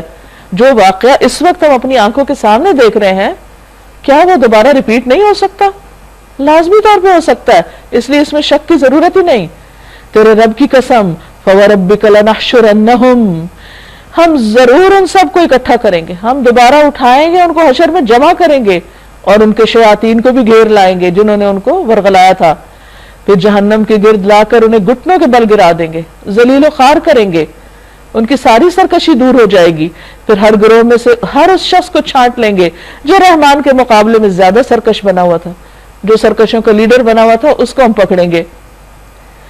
پھر یہ ہم جانتے ہیں کہ ان میں سے کون سب سے بڑھ کر جہنم میں جھونکے جانے کا مستحق ہے. یعنی اللہ کا فیصلہ ہے، اس لیے بندوں کو ایک دوسرے کے اوپر یہ فتوے نہیں لگانے چاہیے کہ کون کہاں جائے گا. اللہ جانتا ہے کہ کس کا مقام کیا ہے. وَإِن مِّنكُمْ إِلَّا وَارِدُهَا، اور تم میں سے کوئی ایسا نہیں جو اس پر وارد نہ ہو، کیونکہ پل صراط جس پر سے گزر کر جنت میں لوگ جائیں گے یہ جہنم کے اوپر فکس کی گئی ہے. کوئی ایسا نہیں جو اس پر وارد نہ ہو. یہ تو ایک طے شدہ بات ہے جسے پورا کرنا تیرے رب کے ذمہ ہے، یہ تو ہو کر ہی رہے گا. پھر کیا ہوگا؟ ثُمَّ نُنَجِّي الَّذِينَ اتَّقَوْا، پھر ہم بچا لیں گے ان لوگوں کو جنہوں نے تقوی اختیار کیا. وَنَذَرُ الظَّالِمِينَ فِيهَا جِثِيًّا، اور ظالموں کو اسی میں گرا ہوا چھوڑ دیں گے. اب یہ پل جو بال سے باریک تلوار سے تیز اور اس کے آس پاس بھی آنکڑے لگے ہوئے ہوں گے، اور جو قطع رحمی کرتے ہیں یا جو خیانت کرتے ہیں ان کو رستے میں ہی پکڑ لیں گے، آگے جانے نہیں دیں گے.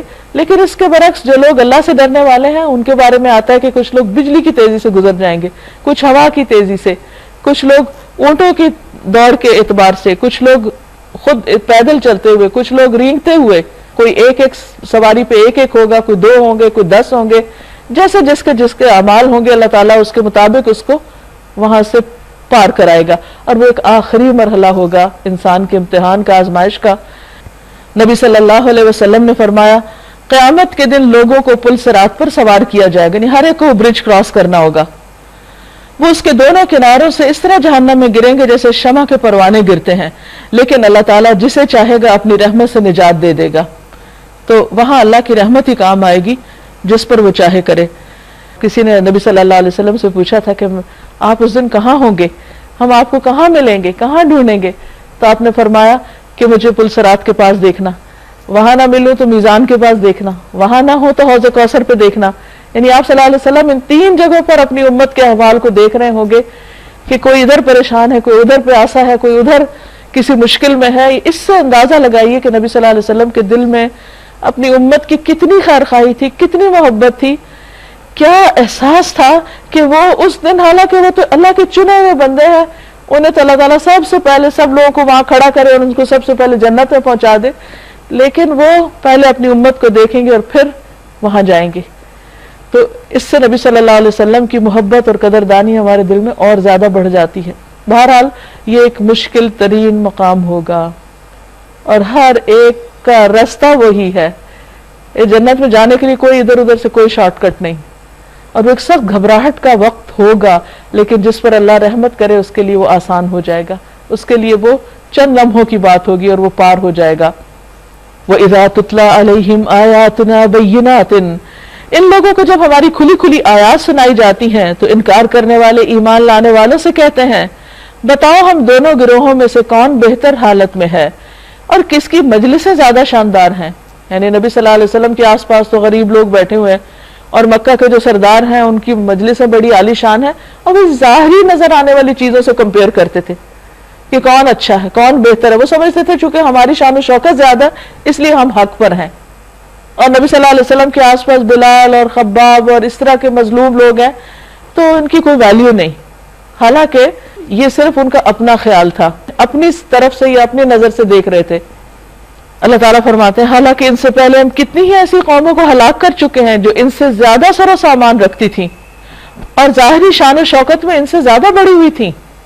فرعون کو دیکھو، اس کے سر و سامان کو دیکھو، اور عاد سمود، ان کے مکانات، ان کے محلات، وہ سب کدھر گئے.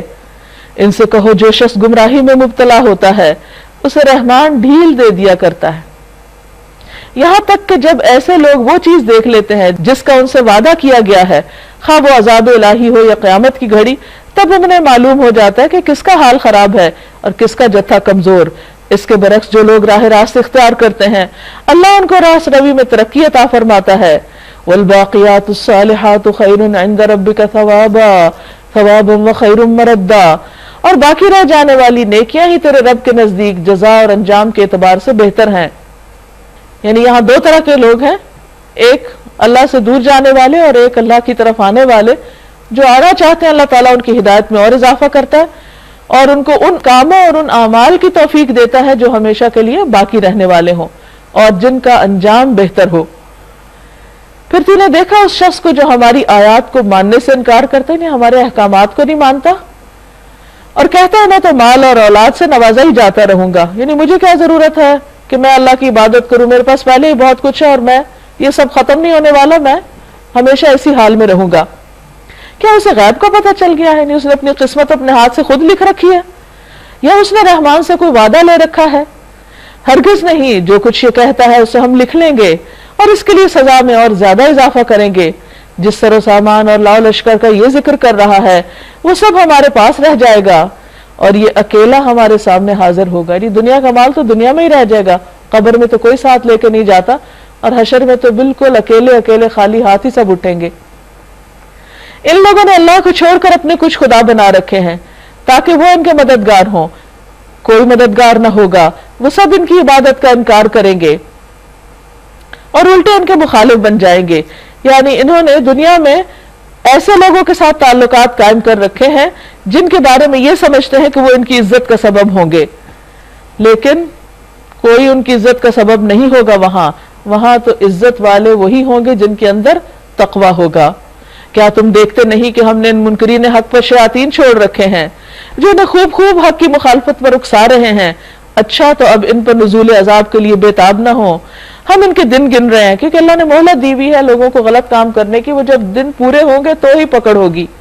عام طور پر یہ خیال پایا جاتا ہے کہ بہت سے لوگ دنیا میں بڑے بڑے جرم کرتے ہیں، بڑے بڑے غلط کام کرتے ہیں، ان کی پکڑ کیوں نہیں ہوتی؟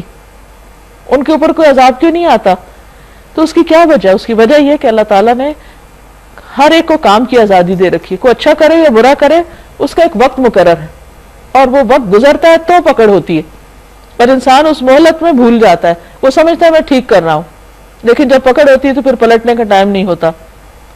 پھر فرمایا وہ دن آنے والا ہے یوم نحشر المتقین الی الرحمن وفدا، جب متقی لوگوں کو ہم مہمانوں کی طرح رحمان کے حضور پیش کریں گے. زبردست ڈیلیگیشنز جو اللہ تعالیٰ سے ملاقات کے لیے جائیں گے. جب دنیا کے کسی بادشاہ، کسی پریزیڈنٹ، کسی بڑے انسان سے ملاقات کے لیے لوگوں کو لے جایا جاتا ہے تو اس کو اپنے لیے بڑا آنر کا ذریعہ سمجھتے ہیں، بڑی عزت کی بات سمجھتے ہیں. لیکن ان کی عزت کا کیا عالم جو رب العالمین کے سامنے لے جائے جائیں گے اور وہ اس کی نظر کرم کا لطف اٹھائیں گے. اس سے بڑی عزت کا مقام کوئی ہے ہی نہیں. اور دوسری طرف مجرموں کا حال کیا ہوگا؟ اور مجرموں کو پیاسے جانوروں کی طرح جہنم کی طرف ہانک لے جائیں گے. اب یہ دو انجام ہے لوگوں کے. اس وقت لوگ کوئی سفارش لانے پہ قادر نہ ہوں گے. بجز اس کے جس نے رحمان کے حضور سے پروانہ حاصل کر لیا ہو، یعنی اس کو اجازت مل گئی ہو۔ وقالوا اتخذ الرحمن ولدا، یہ کہتے ہیں رحمان نے کسی کو بیٹا بنا لیا۔ سخت بےہودہ بات ہے جو تم لوگ گھڑ لائے ہو، اپنے پاس سے ہی باتیں کر رہے ہو۔ قریب ہے کہ آسمان پھٹ پڑے، زمین شق ہو جائے، پہاڑ گر جائیں، اس بات پر کہ لوگوں نے رحمان کے لیے اولاد ہونے کا دعویٰ کیا۔ رحمان کی یہ شان نہیں کہ وہ کسی کو بیٹا بنائے۔ زمین اور آسمانوں کے اندر جو بھی ہیں سب اس کے حضور بندوں کی حیثیت سے پیش ہونے والے ہیں، سب پر وہ محیط ہے اور اس نے ان کو شمار کر رکھا ہے۔ سب قیامت کے روز فردن فردن اس کے سامنے حاضر ہوں گے۔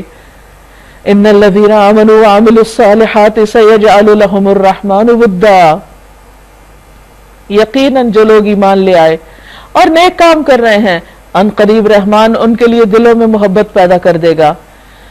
یعنی عموماً لوگ ڈرتے ہیں نیکی کی طرف آنے سے یا اللہ کی عبادت سے کہ شاید ہم آکورڈ لگیں گے یا دوسروں کی نظروں سے گر جائیں گے، حالانکہ اس کے برعکس ہے بات۔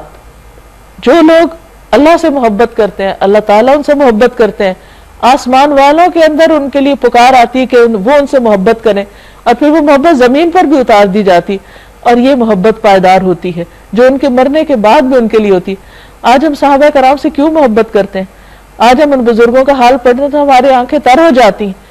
ہم نے تو ان کو دیکھا نہیں، صرف ہم کس سے جانتے ہیں؟ ان کے اچھے اعمال سے۔ تو جو بھی شخص اچھے اعمال کرتا ہے اللہ تعالیٰ قدرتی طور پر اس کی محبت لوگوں کے دلوں میں اتار دیتا ہے۔ وہ خود اس کے لیے کوئی بھاگ دوڑ نہیں کرتا، کوئی کمپین نہیں چلاتا کہ لوگوں مجھ سے محبت کرو، اللہ تعالیٰ خود ہی محبت ڈال دیتے ہیں۔ تو محبت کا نسخہ کیا ہے کہ انسان سب سے بڑھ کر اپنے رب کو چاہنے والا، کیونکہ دل رب کے ہاتھ میں، پھر وہ جس کے لیے جس کا مسخر کر دے۔ فَإِنَّمَا يَسَّرْنَاهُ بِلِسَانِكَ لِتُبَشِّرَ بِهِ الْمُتَّقِينَ، بس بے شک ہم نے اس کلام کو آپ کی زبان پر آسان کر دیا ہے تاکہ آپ اس کے ذریعے متقی لوگوں کو خوشخبری دیں۔ وَتُنذِرَ بِهِ قَوْمًا لُدًّا، اور ہر دھرم جھگڑالو لوگوں کو ڈرائیں، خبردار کریں، جو اللہ کے بارے میں، اس کے دین کے بارے میں محض بحث مباحثے کرتے ہیں۔ وَكَمْ أَهْلَكْنَا قَبْلَهُمْ مِنْ قَرْنٍ، ان سے پہلے ہم کتنی قوموں کو ہلاک کر چکے ہیں۔ هَلْ تُحِسُّ مِنْهُمْ مِنْ أَحَدٍ أَوْ تَسْمَعُ لَهُمْ رِكْزًا، پھر آج کہیں تم ان کا نشان پاتے ہو یا ان کی بھنک بھی کہیں سنائی دیتی ہے؟ یعنی وہ اپنی ساری طاقت اور سب قوت کے باوجود دنیا سے ایسے مٹے کہ کسی کو ان کی خبر بھی نہیں، نام بھی معلوم نہیں۔ کتنی بستیاں ایسی تباہ ہو چکی۔ سورۃ طٰہٰ، بسم اللہ الرحمن الرحیم، شروع اللہ کے نام سے جو بے انتہا مہربان نہایت رحم فرمانے والا ہے۔ طٰہٰ، طٰہٰ نبی صلی اللہ علیہ وسلم کا ایک نام ہے۔ ما انزلنا علیک القرآن لتشقی، ہم نے یہ قرآن آپ پر اس لیے نازل نہیں کیا کہ آپ مشقت میں پڑ جائیں، مشکل میں پڑ جائیں، یعنی یہ ذمہ داری آپ کو اس لیے نہیں سونپی گئی کہ آپ اس پر پریشان ہو جائیں۔ الا تذکرۃ لمن یخشی، یہ تو ایک یاد دہانی ہے ہر اس شخص کے لیے جو ڈرے، یعنی یہ لوگوں تک پہنچانے کے لیے ہے، ان کے لیے ایک تذکیر ہے۔ لیکن آپ ان کے پیچھے نہیں پڑیں، اپنے آپ کو مت گھلائیں۔ نازل کیا گیا ہے اس ذات کی طرف سے جس نے پیدا کیا ہے زمین کو اور بلند آسمانوں کو۔ وہ رحمان، الرحمن علی العرش استوی، عرش پر مستوی ہے۔ لہو ما فی السماوات وما فی الارض، اسی کے لیے ہے جو آسمانوں میں ہے اور جو زمین میں۔ وما بینہما، اور جو ان دونوں کے درمیان ہے اس کا مالک بھی وہی ہے۔ وما تحت الثری، اور جو گیلی مٹی کے نیچے ہے، یعنی جو ہمیں نظر نہیں آتا، اس میں کیا کچھ خزانے اللہ نے چھپائے ہوئے ہیں، ان کا مالک بھی وہی ہے۔ وَإِن تَجْهَرْ بِالْقَوْلِ فَإِنَّهُ يَعْلَمُ السِّرَّ وَأَخْفَى، تم چاہے اپنی بات پکار کر کہو، وہ تو چپکے سے کہی ہوئی بات بلکہ اس سے بھی زیادہ خفیہ بات کو جانتا ہے۔ اللہ لا الہ الا ہو، وہ اللہ ہے، اس کے سوا کوئی الہ نہیں۔ لہ الاسماء الحسنی، اسی کے لیے ہیں بہترین نام، اچھے اچھے نام۔ اور اللہ کے جو خوبصورت نام ہیں ان کے بارے میں حکم ہے کہ اس کے ساتھ اس کو پکارو، یعنی جب ہم اللہ سے دعا مانگتے ہیں تو صرف یا اللہ یا رب نہیں، بلکہ جتنی اس کی صفات ہیں، جو اس کے نام ہیں، ان کا بھی واسطہ دے کر یا ان کے ذریعے بھی اس کو پکارنا چاہیے۔ اور تمہیں کچھ موسیٰ علیہ السلام کی خبر بھی پہنچی ہے جبکہ اس نے ایک آگ دیکھی اور اپنے گھر والوں سے کہا ذرا ٹھہرو، میں نے ایک آگ دیکھی ہے۔ مدین سے واپس مصر کی طرف آتے ہوئے جب صحرائے سینا سے آپ گزر رہے تھے تو وہاں آپ نے ایک روشنی دیکھی، شاید میں تمہارے لیے ایک آدھ انگارہ لے آؤں، یا اس آگ پر مجھے راستے کے متعلق کوئی رہنمائی مل جائے کہ ہمیں اب کس طرف کو جانا ہے۔ وہاں پہنچے تو پکارا گیا، یا موسیٰ، اے موسیٰ، انی انا ربک فاخلع علیک، میں ہی تیرا رب ہوں، جوتیاں اتار دے، تو وادی مقدس طوا میں ہے اور میں نے تجھ کو چن لیا ہے۔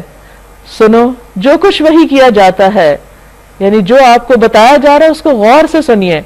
اننی انا اللہ لا الہ الا انا فاعبدنی واقم الصلاۃ لذکری، میں ہی اللہ ہوں، میرے سوا کوئی الہ نہیں، بس تم میری بندگی کرو اور میری یاد کے لیے نماز قائم کرو۔ اب آپ دیکھیے پہلا حکم جو موسیٰ علیہ السلام کو دیا جا رہا ہے نبوت ملنے کے بعد، وہ کیا ہے؟ اللہ کی یاد، اللہ کا ذکر، صرف اٹھتے بیٹھتے نہیں بلکہ ایک مخصوص شکل میں، وقت کی پابندی کے ساتھ، نماز کی شکل میں۔ ان الساعۃ آتیۃ، قیامت کی گھڑی ضرور آنے والی ہے، تو اس کی تیاری کے لیے نماز سب سے بہترین چیز ہے۔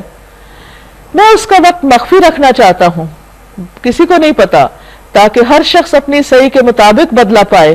بس کوئی ایسا شخص جو اس پر ایمان نہیں لاتا، یعنی آخرت کو نہیں مانتا اور اپنی خواہش نفس کا بندہ بن گیا ہے، تجھ کو اس گھڑی کی فکر سے روک نہ دے، یعنی ایسے لوگوں کی بات نہ سننا، ایسی کمپنی کو اوائڈ کرنا، کہیں وہ تمہیں اس دن سے بے خبر نہ کر دیں، بے خوف نہ کر دیں، بے فکر نہ کر دیں، ورنہ تو ہلاکت میں پڑ جائے گا۔ اب آپ دیکھیے اللہ تعالیٰ موسیٰ علیہ السلام سے یہ بات کہہ رہے ہیں جبکہ ان کو اپنے کلام کے ساتھ اتنی عزت بخش رہے ہیں اور صاف صاف بتا رہے ہیں کہ اگر یہ نہیں کیا تو پھر مشکل ہوگی۔ اب یہ تو نہیں کہ موسیٰ علیہ السلام کرنے والے تھے، لیکن ان کو سنا کے ہمیں بتایا جا رہا ہے کہ اللہ کی بات ہر ایک کے لیے ہے، یہ نہیں کہ جو اللہ کے پیارے ہیں ان کو اللہ تعالیٰ وہ جو چاہے کرتے رہے، ان کو ایسے ہی چھوڑ دیں گے، نہیں۔ اور اے موسیٰ یہ تیرے ہاتھ میں کیا ہے؟ موسیٰ علیہ السلام نے جواب دیا یہ میری لاٹھی ہے۔ بس اتنا ہی جواب کافی تھا، لیکن اللہ تعالیٰ سے بات بڑھانے کے لیے اور اس کو طول دینے کے لیے، کیونکہ جس سے انسان بات کرنا پسند کرتا ہے اس سے بات کو لمبا کر دیتا ہے، بعض اوقات ضرورت سے زیادہ بھی ہو جاتی ہے۔ میں اس پہ ٹیک لگا کے چلتا ہوں، اس سے اپنی بکریوں کے لیے پتے جھاڑتا ہوں، اور بھی بہت سے کام ہیں جو اس سے لیتا ہوں۔ قال القھا یا موسیٰ، فرمایا پھینک دے اس کو موسیٰ۔ اب وہ اتنے کام کی چیز اس کو پھینک دے؟ اب انہوں نے آگے کوئی حجت بازی نہیں کی، کہتے فَأَلْقَاهَا، اس نے پھینک دیا، اللہ نے حکم دیا فوراً پھینک دیا۔ فَإِذَا هِيَ حَيَّةٌ تَسْعَىٰ، یکایک وہ ایک سانپ تھی جو دوڑ رہا تھا۔ موسیٰ علیہ السلام گھبرا گئے، فرمایا پکڑو اس کو اور ڈرو نہیں۔ پھر اللہ کا حکم۔ اب سوچئے کہ اگر کوئی آپ کو کہے سانپ کو پکڑ لو تو اس وقت کتنا مشکل ہوگا بظاہر، انسان سانپ کو دیکھتے تو ایک طرف بھاگ جاتا ہے، اللہ کا حکم تھا تو انہوں نے آگے بڑھ کے پکڑ لیا اس کو۔ اللہ تعالیٰ نے فرمایا کہ ڈرو نہیں۔ دین کے بہت سے احکامات جن سے ہمیں بڑا ڈر لگتا ہے کہ پتہ نہیں ہم اس طرف گئے تو کیا ہو جائے گا، لیکن بس وہ ایک دفعہ ماننے کی دیر ہوتی ہے۔ جب ایک دفعہ انسان وہ کر لیتا ہے کام تو پھر اس کے بعد خوف نکل جاتا ہے۔ وہ بندوں کا خوف ہوتا ہے بعض اوقات جس کی وجہ سے ہم کچھ کام نہیں کرتے، لیکن جب انسان یہ جان لینا یہ اللہ کا حکم ہے اور مجھے کرنا ہے، بس کرنا ہے، اور کر جائے تو بس اللہ تعالیٰ آسانی کر دیتے ہیں۔ فرمایا پکڑ لو اس کو، ڈرو نہیں، ہم اسے ویسا ہی کر دیں گے جیسے یہ تھی، یعنی پھر یہ عصا بن جائے گا۔ اور ذرا اپنا ہاتھ اپنی بغل میں دباؤ، چمکتا ہوا نکلے گا بغیر کسی تکلیف کے۔ اچھا بعض اوقات عصا سانپ بن جاتا ہے اور بعض اوقات ایک معمولی چیز چمک اٹھتی، یعنی دونوں پہلو ہوتے ہیں۔ تو ایسے میں بھی انسان ایک طرح سے اس کو انکریجمنٹ ہوتی، یعنی جب وہ اللہ کی طرف جاتا ہے تو اس کو بعض اوقات دنیا کے فائدے ہونے لگتے ہیں، لیکن ضروری نہیں کہ ہر وقت فائدے بھی ہوں، بعض اوقات مشکلات بھی ہوتی ہیں۔ اصل چیز ہے اطاعت، بندگی اسی کا نام ہے کہ اللہ کا حکم ہے، فائدہ ہے یا نقصان بس مجھے کرنا ہے۔ یہ دوسری نشانی ہے، اس لیے کہ ہم تجھے اپنی بڑی نشانیاں دکھانے والے ہیں۔ اب تو فرعون کے پاس جا، وہ سرکش ہو گیا ہے۔ قال رب اشرح لي صدري ويسر لي امري واحلل عقدة من لساني يفقهوا قولي۔ موسیٰ علیہ السلام نے عرض کیا پروردگار میرا سینہ کھول دے، اتنے بڑے کام کے لیے مجھے ہمت دے، میرے کام کو میرے لیے آسان کر دے، میری زبان کی گرہ سلجھا دے تاکہ لوگ میری بات سمجھ سکیں۔ بعض روایات میں آتا ہے کہ ان کی زبان میں کچھ لکنت تھی۔ ہارون علیہ السلام سے 3 سال بڑے تھے، یہ عمر میں بھی چھوٹے تھے، زیادہ فصیح اللسان نہیں تھے، لیکن اللہ سبحانہ وتعالیٰ نے انہی کو اپنے کام کے لیے چنا۔ بعض اوقات ہم سمجھتے نہیں ہمارے اندر کوئی صلاحیت نہیں، قابلیت نہیں، ہم یہ نہیں کر سکیں گے۔ نہیں، ڈرنا نہیں چاہیے۔ جب اللہ تعالیٰ کسی بھی کام یا نیکی کا موقع دے تو انسان اللہ کے بھروسے پر، اپنے اوپر بھروسہ نہیں کرے، لوگوں پہ نہیں کرے، اللہ پہ بھروسہ کر کے اس ذمہ داری کو اٹھائے تو اللہ تعالیٰ مددگار بھی دے دیتا ہے، آسانیاں بھی پیدا کر دیتا ہے۔ اور میرے لیے اپنے کنبے میں سے ایک وزیر مقرر کر دے، مددگار، وزیر کہتے ہیں بوجھ اٹھانے والا۔ ہارون جو میرا بھائی ہے، اس کے ذریعے سے میرا ہاتھ مضبوط کر دے اور اس کو میرے کام میں شریک کر دے۔ عام طور پہ ہم کاموں میں شراکت پسند نہیں کرتے، ہم کہ ہمیں آنر ملا، ہمیں ایوارڈ ملا، بس یہ اکیلے ہم ہی کافی۔ وہ کہتے نہیں، اتنا اچھا کام ہے اللہ، اس کو بھی میرا مددگار بنا دے تاکہ ہم خوب تیری پاکی بیان کریں۔ اکیلا آدمی بعض اوقات بھول جاتا ہے بات، لیکن اگر 1 سے 2 بھی ہو تو انسان کو دین پر مضبوطی آ جاتی ہے، کام آسان ہو جاتا ہے۔ یعنی ہم مل کے ذکر کریں اور تیرا خوب چرچا کریں، تو ہمیشہ ہمارے حال پہ نگران رہا ہے، یعنی اس سے پہلے بھی ہم تیرا ذکر کرتے رہیں۔ فرمایا دیا گیا جو تو نے مانگا ہے موسیٰ، ٹھیک ہے، تم میرا کام کرو گے، تمہیں کیا چاہیے وہ میں تمہیں دوں گا۔ ہم نے پھر ایک مرتبہ تجھ پر احسان کیا۔ اب اللہ تعالیٰ ان کو پچھلے کچھ احسانات یاد دلاتے ہیں۔ یاد کرو وہ وقت جب کہ ہم نے تیری ماں کو اشارہ کیا، ایسا اشارہ جو وحی کے ذریعے کیا جاتا ہے، اس بچے کو صندوق میں رکھ دے اور صندوق کو دریا میں چھوڑ دے، دریا اسے ساحل پہ پھینک دے گا اور اسے میرا دشمن اور اس بچے کا دشمن اٹھا لے گا۔ دیکھیے اللہ تعالیٰ اپنے کام کس طریقے پر کرتا ہے۔ بظاہر انسان اسباب کو دیکھتا ہے تو بالکل ہی اپوزٹ نظر آتے ہیں، لیکن اللہ تعالیٰ اپنی تدبیروں سے ہر کام، چاہے وہ مشکل رستوں سے ہو، اسے کروا دیتا ہے، اور اس کے لیے کچھ بھی مشکل نہیں، کچھ بھی ناممکن نہیں۔ اب یہ کہا جاتا ہے، اور یہ بات سب کو معلوم ہے کہ کس طرح بنی اسرائیل کے اوپر ایک بہت بڑی آزمائش تھی کہ فرعون کو یہ ڈر تھا کہ اس قوم میں سے کوئی ایسا نہ پیدا ہو جائے جو میرا تختہ الٹ دے۔ اور بعض کہتے ہیں کہ اس کو کوئی ایسے خواب آئے تھے یا اس کو کوئی ایسی پیشن گوئیاں کی گئی تھی، اللہ عالم جو بھی تھا، لیکن بنی اسرائیل کے لیے وہ ایک بہت سخت آزمائش تھا، ان کے بیٹوں کو ذبح کر دیتا۔ اب یہ سوال پیدا ہوتا ہے کہ ہارون علیہ السلام کیسے بچ گئے؟ کہا جاتا ہے کہ وہ 1 سال جو بچے پیدا ہوتے ان کو چھوڑ دیتا اور دوسرے سال جو پیدا ہوتے ان کو ذبح کرتا تھا۔ موسیٰ علیہ السلام اتفاق سے اس سال پیدا ہوئے جب ذبح کا حکم جاری تھا، تو اس پر اللہ سبحانہ وتعالیٰ نے ان کی زندگی کا کیسے انتظام فرمایا کہ ان کی ماں کے دل میں ڈالا کہ تم اس بچے کو اپنے سے الگ کر دو۔ اب یہ ماں کا بھی بہت بڑا امتحان تھا۔ میں نے اپنی طرف سے تجھ پر محبت طاری کر دی، یعنی اللہ تعالیٰ جب کوئی کام کرانا چاہتا ہے تو اس پہ مشکل نہیں، وہ کچھ بھی کر سکتا ہے، اور ایسا انتظام کیا کہ تم میری نگرانی میں پالا جائے، اور جس کی نگرانی یا جس کا ذمہ اللہ لے لے اسے کون نقصان دے سکتا ہے۔ یاد کرو جب کہ تیری بہن چل رہی تھی، پھر جا کے کہتی ہے میں تمہیں اس کا پتہ دوں جو اس بچے کی پرورش اچھی طرح کرے، اس طرح ہم نے تجھے پھر تیری ماں کے پاس پہنچا دیا، یعنی وہ دودھ پلانے والی بن کر آ گئی تاکہ اس کی آنکھ ٹھنڈی رہے اور وہ رنجیدہ نہ ہو۔ یہ بھی انسان کا ایک ٹیسٹ ہوتا ہے بعض اوقات کہ وقتی طور پر کوئی چیز چھن جاتی ہے تو انسان کی زندگی اندھیر ہو جاتی ہے، لیکن اللہ جانتا ہے کہ اس اندھیرے کے بعد بھی، اس رات کے بعد بھی ایک دن چڑھتا ہے، اور وہ انسان کے لیے زیادہ بہتر دن ہوتا ہے، لیکن بندے کو اس وقت سمجھ نہیں آتی۔ ماں کے لیے وہ رات کیسی ہوگی کہ جب بچہ سمندر کی لہروں کے حوالے کر دیا ہوگا اس نے، لیکن اللہ تعالیٰ کا وعدہ تھا کہ نہیں، تم غم نہ کرو، اسی میں خیر ہے۔ اور پھر اللہ تعالیٰ نے اس ماں کی آنکھیں ٹھنڈی کر دی، بچہ اس کو اسی کے پاس پہنچ گیا۔ اور وہ بھی یاد کرو انعام کہ تو نے ایک شخص کو قتل کر دیا تھا، میں نے تجھے اس پھندے سے نکالا، تجھے مختلف آزمائشوں سے گزارا، اور تم مدین کے لوگوں میں کئی سال ٹھہرا۔ بعض اوقات انسان پر آزمائشیں لمبی ہو جاتی ہیں، اور پھر اب ٹھیک اپنے وقت پہ تو آ گیا موسیٰ، وَاصْطَنَعْتُكَ لِنَفْسِي، موسیٰ میں نے تجھے اپنے کام کو بنا لیا۔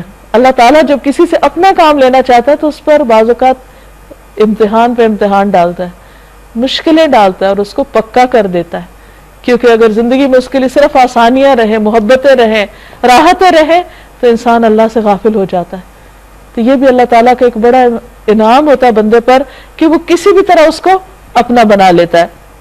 جاؤ تم اور تمہارا بھائی میری نشانیوں کے ساتھ. اتنا بڑا کام اللہ نے لینا تھا. اور آپ دیکھیے باقی پیغمبر جو ہیں وہ ایک ایک قوم کی طرف بھیجے گئے. موسیٰ علیہ السلام بیک ہوا کہ 2 قوموں کی طرف بھیجے گئے, ایک فرعونیوں کی طرف اور ایک بنی اسرائیل کی طرف. تو جس کا کام جتنا بڑا اس کے امتحان اتنے ہی بڑے, اس کی آزمائشیں اتنی ہی بڑی. اور یاد رکھیے کہ آزمائش کہ اللہ تعالیٰ کی ناراضگی نہیں ہوتی, وہ بعض اوقات انسان کو بڑا کام دینے کے لیے تیار کرنا مقصود ہوتا ہے, جیسے موسیٰ علیہ السلام کے ساتھ ہوا. اور دیکھو تم میری یاد میں کمی نہ کرنا, تم دونوں جاؤ بھائی اور جا کے کام کرو, لیکن میری یاد میں نہیں کمی کرنا. اللہ کے دین کا کام کرتے ہوئے اللہ کی یاد سب سے زیادہ ہونی چاہیے. بعض اوقات ہم کوئی اچھا نیکی کا کام کرتے ہیں, اس میں ایسا مشغول ہو جاتے ہیں کہ نمازیں بھی لیٹ کرنے شروع کر دیتے ہیں. تو اس چیز سے بچنا چاہیے. جاؤ تم دونوں فرعون کے پاس کہ وہ سرکش ہو گیا ہے, اس سے نرمی کے ساتھ بات کرنا, شاید نصیحت قبول کرے یا ڈر جائے. پھر نرمی کی بات ہے, فرعون جیسے شخص کے سامنے بھی نرمی سے بات کرنا, یہ تبلیغ کا ایک بہت بڑا فن ہے, ایک طریقہ ہے جو اللہ سبحانہ وتعالیٰ نے پیغمبروں کو بتایا.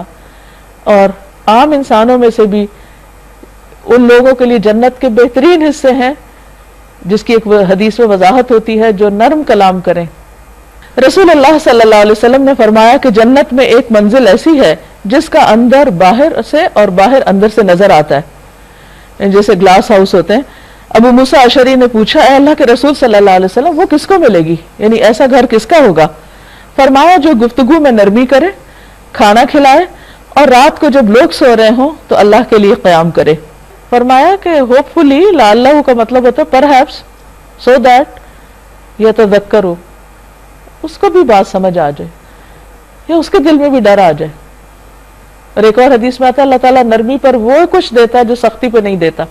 قالا, دونوں نے عرض کیا, ربنا اننا نخاف, اللہ ہمیں ڈر لگتا ہے, ان یفرط علینا او ان یطغى, کہ وہ ہم پہ زیادتی کرے گا, پل پڑے گا, سرکشی کرے گا. قال لا تخافا, اللہ تعالیٰ فرمایا بالکل نہیں ڈرو, اننی معکما, میں تم دونوں کے ساتھ ہوں, اسمع و ارا, میں سن رہا ہوں, دیکھ رہا ہوں, فکر ہی نہیں کرو.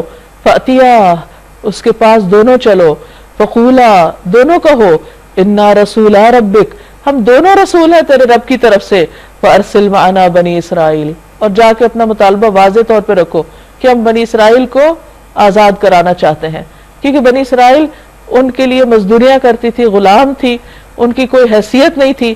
اللہ نے اس قوم کو چنا تھا اپنے دین کے کام کے لیے, اور ان کی نافرمانیوں کی وجہ سے وہ اس مشقت اور امتحان میں پڑ گئے تھے. تو اللہ تعالیٰ نے ان کے اندر موسیٰ علیہ السلام جیسا لیڈر اٹھایا تاکہ وہ ان کو آزادی دلوائے. وَلَا تُعَذِّبْهُمْ, اور ان کو عذاب مت دے, ان کو سزا مت دے, ان کو تنگ نہ کر. قَدْ جِئْنَاكَ بِآيَةٍ مِّن رَّبِّكَ, ہم تیرے پاس اپنے رب کی نشانی لے کر آئے ہیں. وَالسَّلَامُ عَلَىٰ مَنِ اتَّبَعَ الْهُدَىٰ, اور سلامتی ہے اس کے لیے جو راہ راست کی پیروی کرے. ہمیں وہی سے بتایا گیا ہے کہ عذاب ہے اس کے لیے جو جھٹلائے اور منہ موڑے. یہ باتیں کتنی مشکل ہوگی اس کے سامنے کہنی, لیکن اللہ نے کہا کہ کہو, تو انہوں نے بیان ہی جا کے اس کے سامنے رکھ دی. قال فمن ربک یا موسیٰ, اب دیکھیے فرعون کیسے جواب دیتا ہے, موسیٰ یہ تمہارا رب کون ہے؟ اب موسیٰ علیہ السلام اس پر برہم نہیں ہوتے اور کوئی بحث مباحثہ نہیں کرتے, بہت خوبصورت انداز میں اللہ تعالیٰ کا تعارف کراتے ہیں. قال ربنا الذی آتا, یہ نہیں کہا ربی اللہ, قال ربنا, ہم سب کا رب, الذی آتا کل شیء خلقہ ثم ہدی, ہمارا رب وہ ہے جس نے ہر چیز کو اس کی ساخت بخشی, ایک مخصوص طریقے پر بنایا, ایک مخصوص سائز کا بنایا, شکل رنگ اس کا ایک خاص طریقہ بنایا, کسی کو تیرنے کی صلاحیت دی, کسی کو اڑنے کی دی, کسی کو چلنے کی, کسی کو دوڑنے کی, ہر ایک کی اپنی اپنی زبردست ویرائٹی ہے اس کی تخلیق میں, اس کی کریشن میں. ثم ہدی, پھر اس کو راہ دکھائی, اس کو یہ بھی بتایا اس نے کرنا کیا ہے, اس کا مقصد کیا ہے زندگی کا. قال فما بال القرون الاولى, فرعون بولا جو پہلے نسلیں گزری ان کی کیا حالت, اب جہنم میں جائیں گے, وہ سب گمراہ تھے. قال علمها عند ربی فی کتاب, موسیٰ علیہ السلام نے اپنے پاس سے کوئی فتویٰ نہیں دیا, کہا ان کا علم میرے رب کو پتا ہے, آئی ڈونٹ نو, مجھے نہیں پتا, وہ میرے رب کے پاس ہے. لا یضل ربی ولا ینسا, میرا رب نہ چوکتا ہے نہ بھولتا ہے, وہی فیصلہ کرے گا. اس سے بھی پتہ چلتا ہے کہ جب آپ اللہ کی بات کسی کو بتانے لگیں اور کوئی ایسا کوشچن سامنے آئے جس کا جواب نہ آتا ہو تو غلط جواب نہیں دینا چاہیے, اور اس پر کوئی ڈرنا بھی نہیں چاہیے اور نہ شرمانا چاہیے, کیونکہ ہر شخص کا علم محدود ہے. یہاں ایسا نہیں کہ ان کو اللہ سبحانہ تعالیٰ نے کم علم دیا تھا، ایسے سوال کے جواب کی ضرورت نہیں تھی. یعنی کچھ چیزیں انسانوں کے لیے نہیں ہوتی اور نہ ان کو اس کا پتا ہوتا، نہ اس کے وہ مکلف ہے کہ انہیں پتا ہو. اب مثلا کس انسان نے جنت میں جانا ہے، کس نے جہنم میں جانا ہے، پچھلی نسلوں کا کیا، اگلی کا کیا، یہ سوال ہمارے لیے کوئی معنی نہیں رکھتے. اصل میں فرعون یہ ایکسپیکٹ کر رہا تھا کہ موسیٰ کہے گا وہ سب تو تباہ ہو گئے، تو اس سے ایک ہنگامہ کھڑا کر دیا جائے گا کہ ہاں دیکھو یہ ہے دین جو لوگوں کو جہنم میں بھیجنے کے لیے تیار ہے. تو اس قسم کی باتیں جو لوگوں کے مستقبل کی ہے کہ فلاں کہاں جائے گا اور فلاں کہاں جائے گا، بھئی یہ سب اللہ کو پتا ہے کہ اس کا انجام کیا ہے.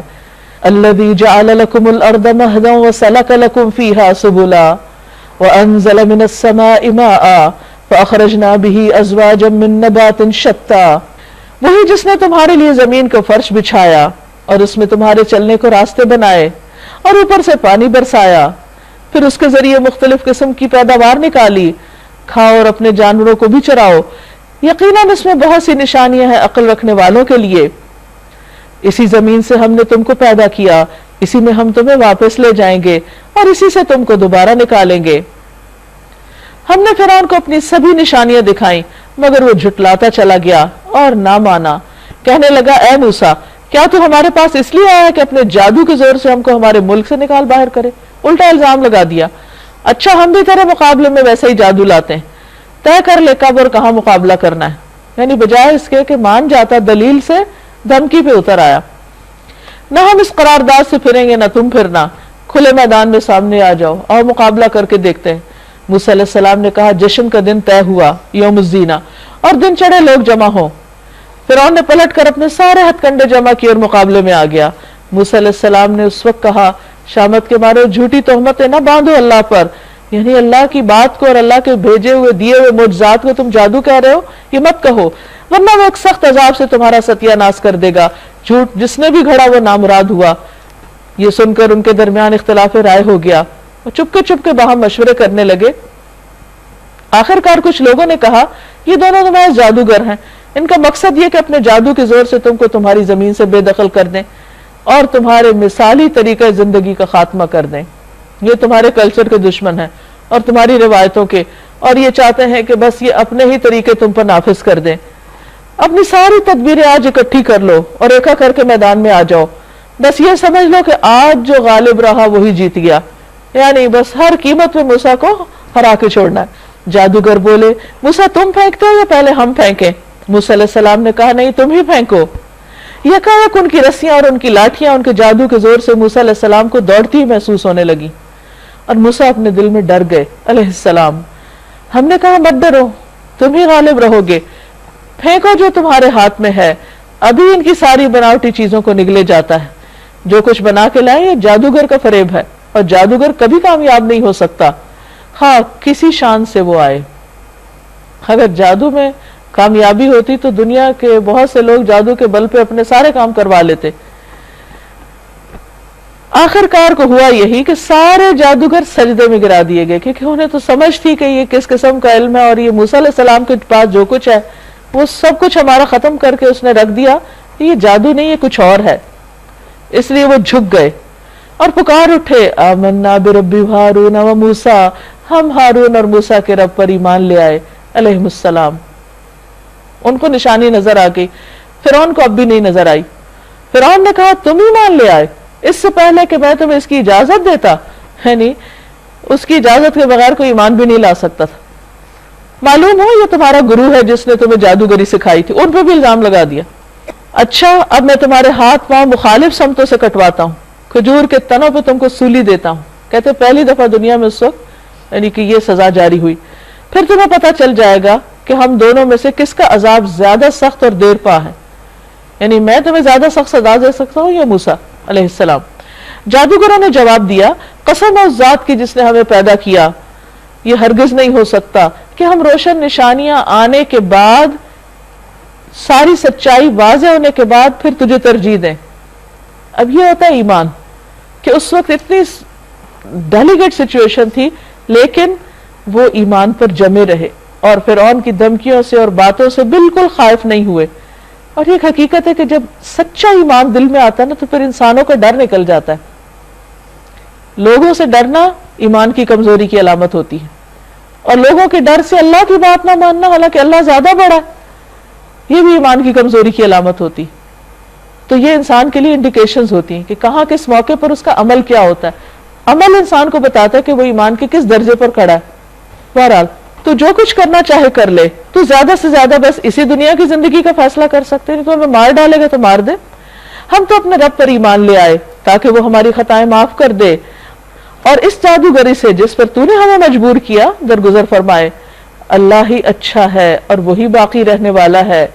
ہمیں سمجھدار تھے کہ اللہ کی قدرت زیادہ ہے اور وہ باقی رہنے والا ہے، ہم تو اس کا ساتھ دیں گے. تم اگر خاتمہ کرو بھی تو کوئی بات نہیں، کر دو. انہ من یأتی ربہ مجرما فإن له جہنم لا يموت فیہا ولا یحیا. حقیقت یہ ہے کہ جو مجرم بن کر اپنے رب کے حضور حاضر ہوگا اس کے لیے جہنم ہے. تو اس سزا کو ہم نہیں برداشت کر سکیں گے جس میں وہ نہ جیے گا نہ مرے گا. تو انہیں یہ بات سمجھ آ گئی کہ اب واپسی کا کوئی راستہ نہیں، کیونکہ سزا بڑی سخت ہے. حق سامنے آ جائے اور پھر اس کا انکار کر دے انسان، اور جو اس کے حضور مومن کی حیثیت سے حاضر ہوگا جس نے نیک عمل کیے ہوں گے، ایسے سب لوگوں کے لیے بلند درجے ہیں. دنیا میں اگر کوئی نقصان ہو بھی گیا تو کوئی بات نہیں، ہمیشہ ہمیشہ کے درجات، سدا بہار باغات جن کے نیچے نہریں بہ رہی ہوں گی ان میں وہ ہمیشہ رہیں گے.